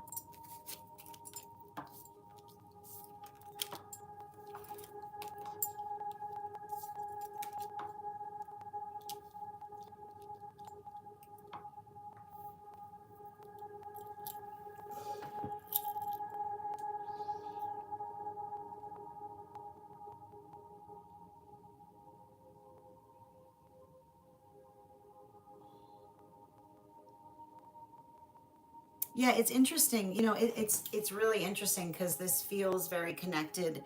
This reading feels very connected um, to the guide that I see, to the guide that I see around you, or the one that I'm articulating, or that we were discussing. Um, because I feel like the message is coming through from this guide is identifying or articulating upon the fact that that they're the one that's energetically um, they're the one that's energetically protecting you, but also, how do I explain this? What I'm seeing in relation to a circumstance or situation is um, I'm going to just walk you through why this guide is so incensed. Um, Effectively, this guide was trying to come towards you, and a karmic energy got in the way, which is basically the thing I keep on seeing around it is um, someone like, and I know that this is a, how do I describe this?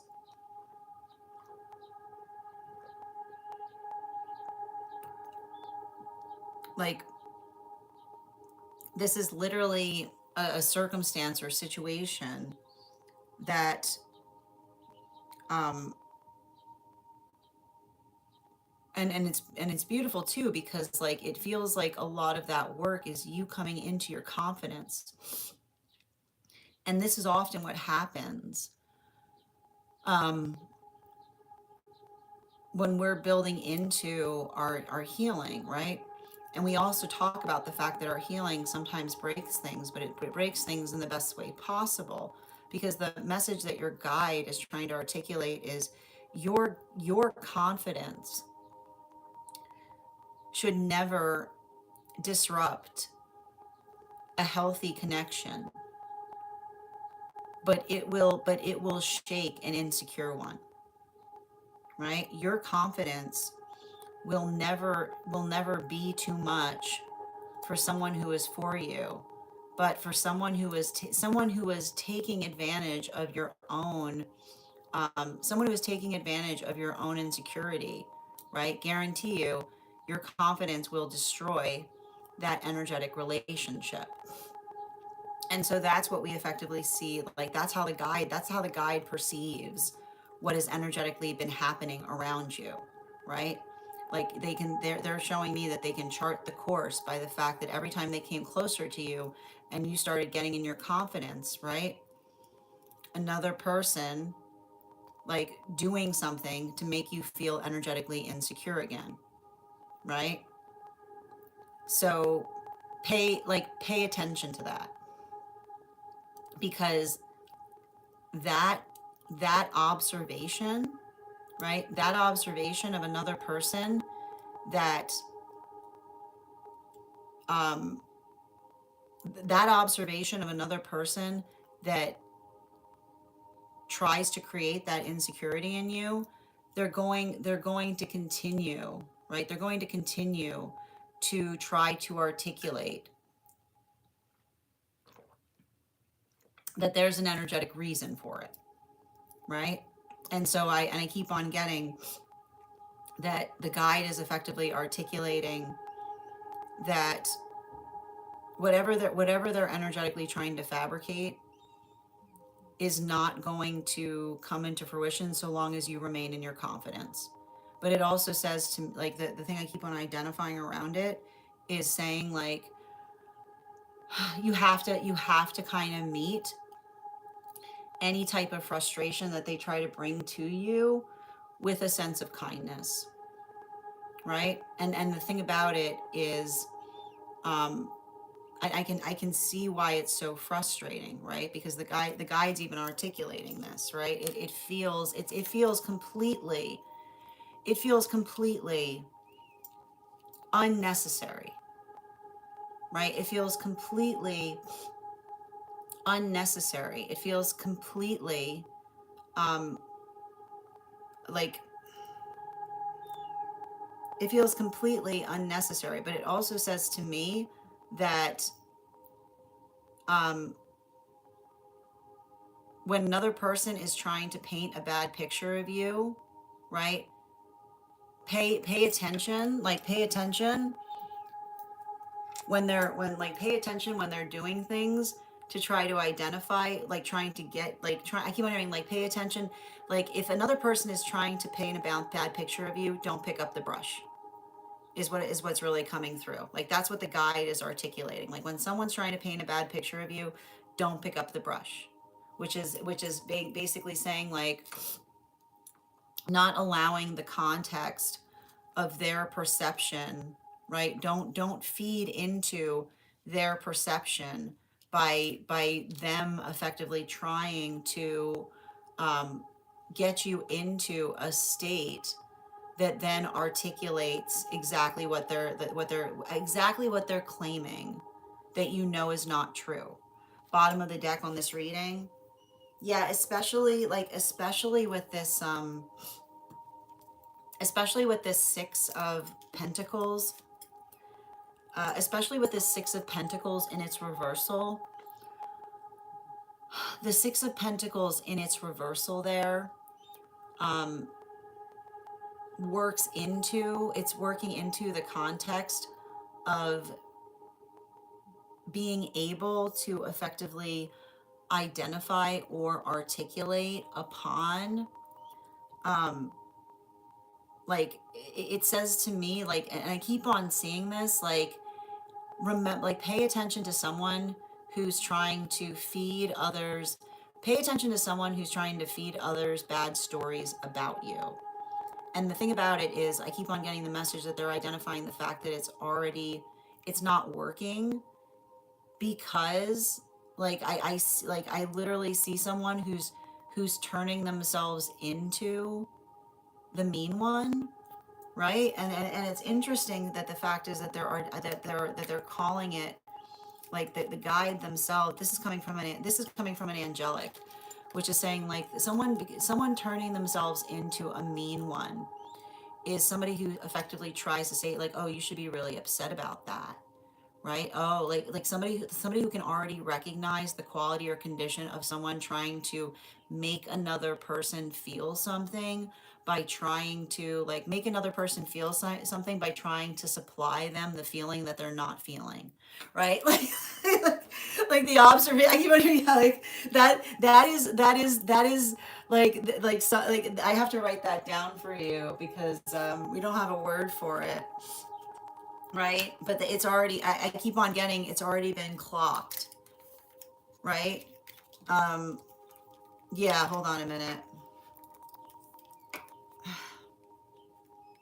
Like someone paying attention, to someone, trying to supply them with an emotion they don't recognize, right? Like it says to me, it's already like, it says to me, it's already occurred, or it says to me that the energy around you is already recognizing that it's not like it's not working. Thank you so much for having that reading with me, dear. And if this message connected to you as well, it's very common for those who need these messages to be here to experience them. We are doing personal readings right now. The list is closed, but if you want to get on the list for tomorrow, you'll be the first person read for. You'll also have priority, which means you'll be read for before we start the daily collective. I'm going to take a moment to read over some of the comments that came through as I was reading.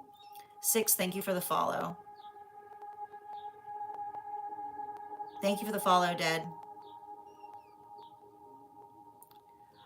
I know, like that's the thing. But here's the thing about it: you can only feel bad. But the thing is, like you can't you can feel bad, but it's like they're doing it to themselves.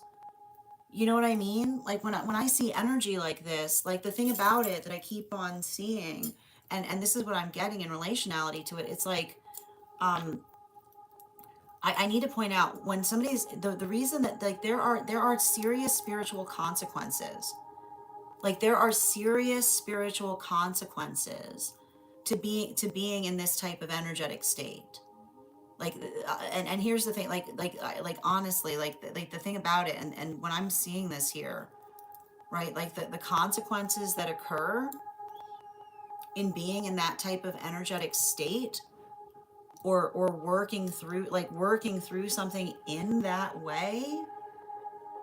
I just keep on like it's like you did, like I keep on getting, you did not bring that, out in them. That's what they energetically chose, you know. Hi there, Jason, thank you for the follow. Yeah.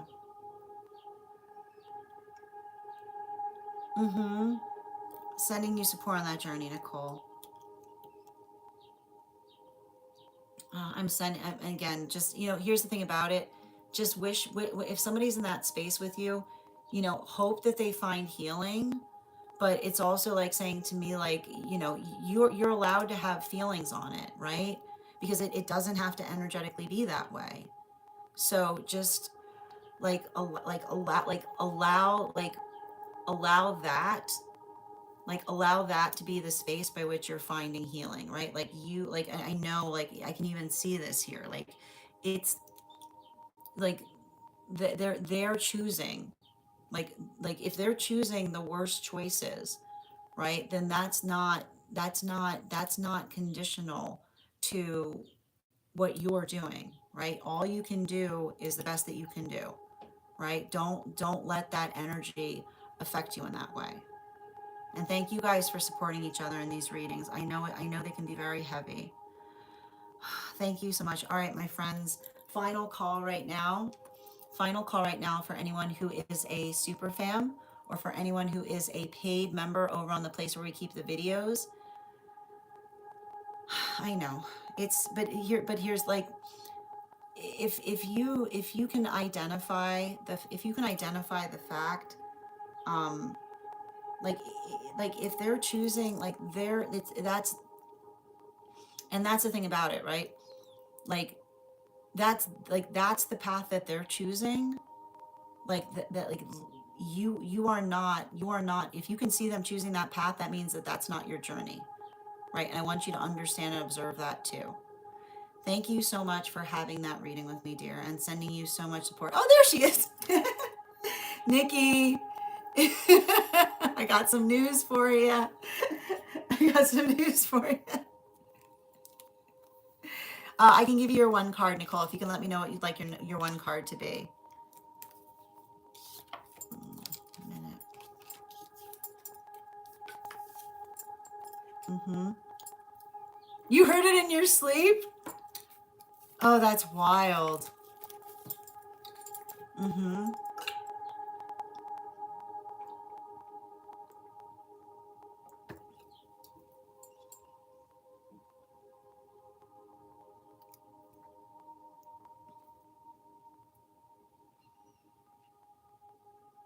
Mm-hmm.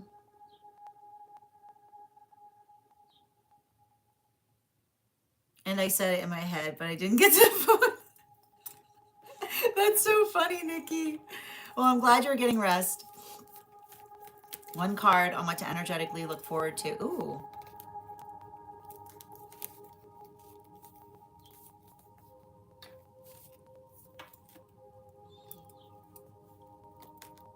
Um, I wouldn't be surprised if this guy, I mean, I think you've already kind of experienced this where this guide is going to be probably arriving to you in the dream space because it's already happened, right? We already identified the fact that you already had a guide dream around this and like around this guide. Um, can I get one card bottom of the deck? Yeah, specifically, and I want to point this out, like, um, I just keep on getting the same message around this particular guide, which is the fact by which I see the guide that's so, um, I keep on seeing that dream, right? Which is basically, you know, and the reason I keep on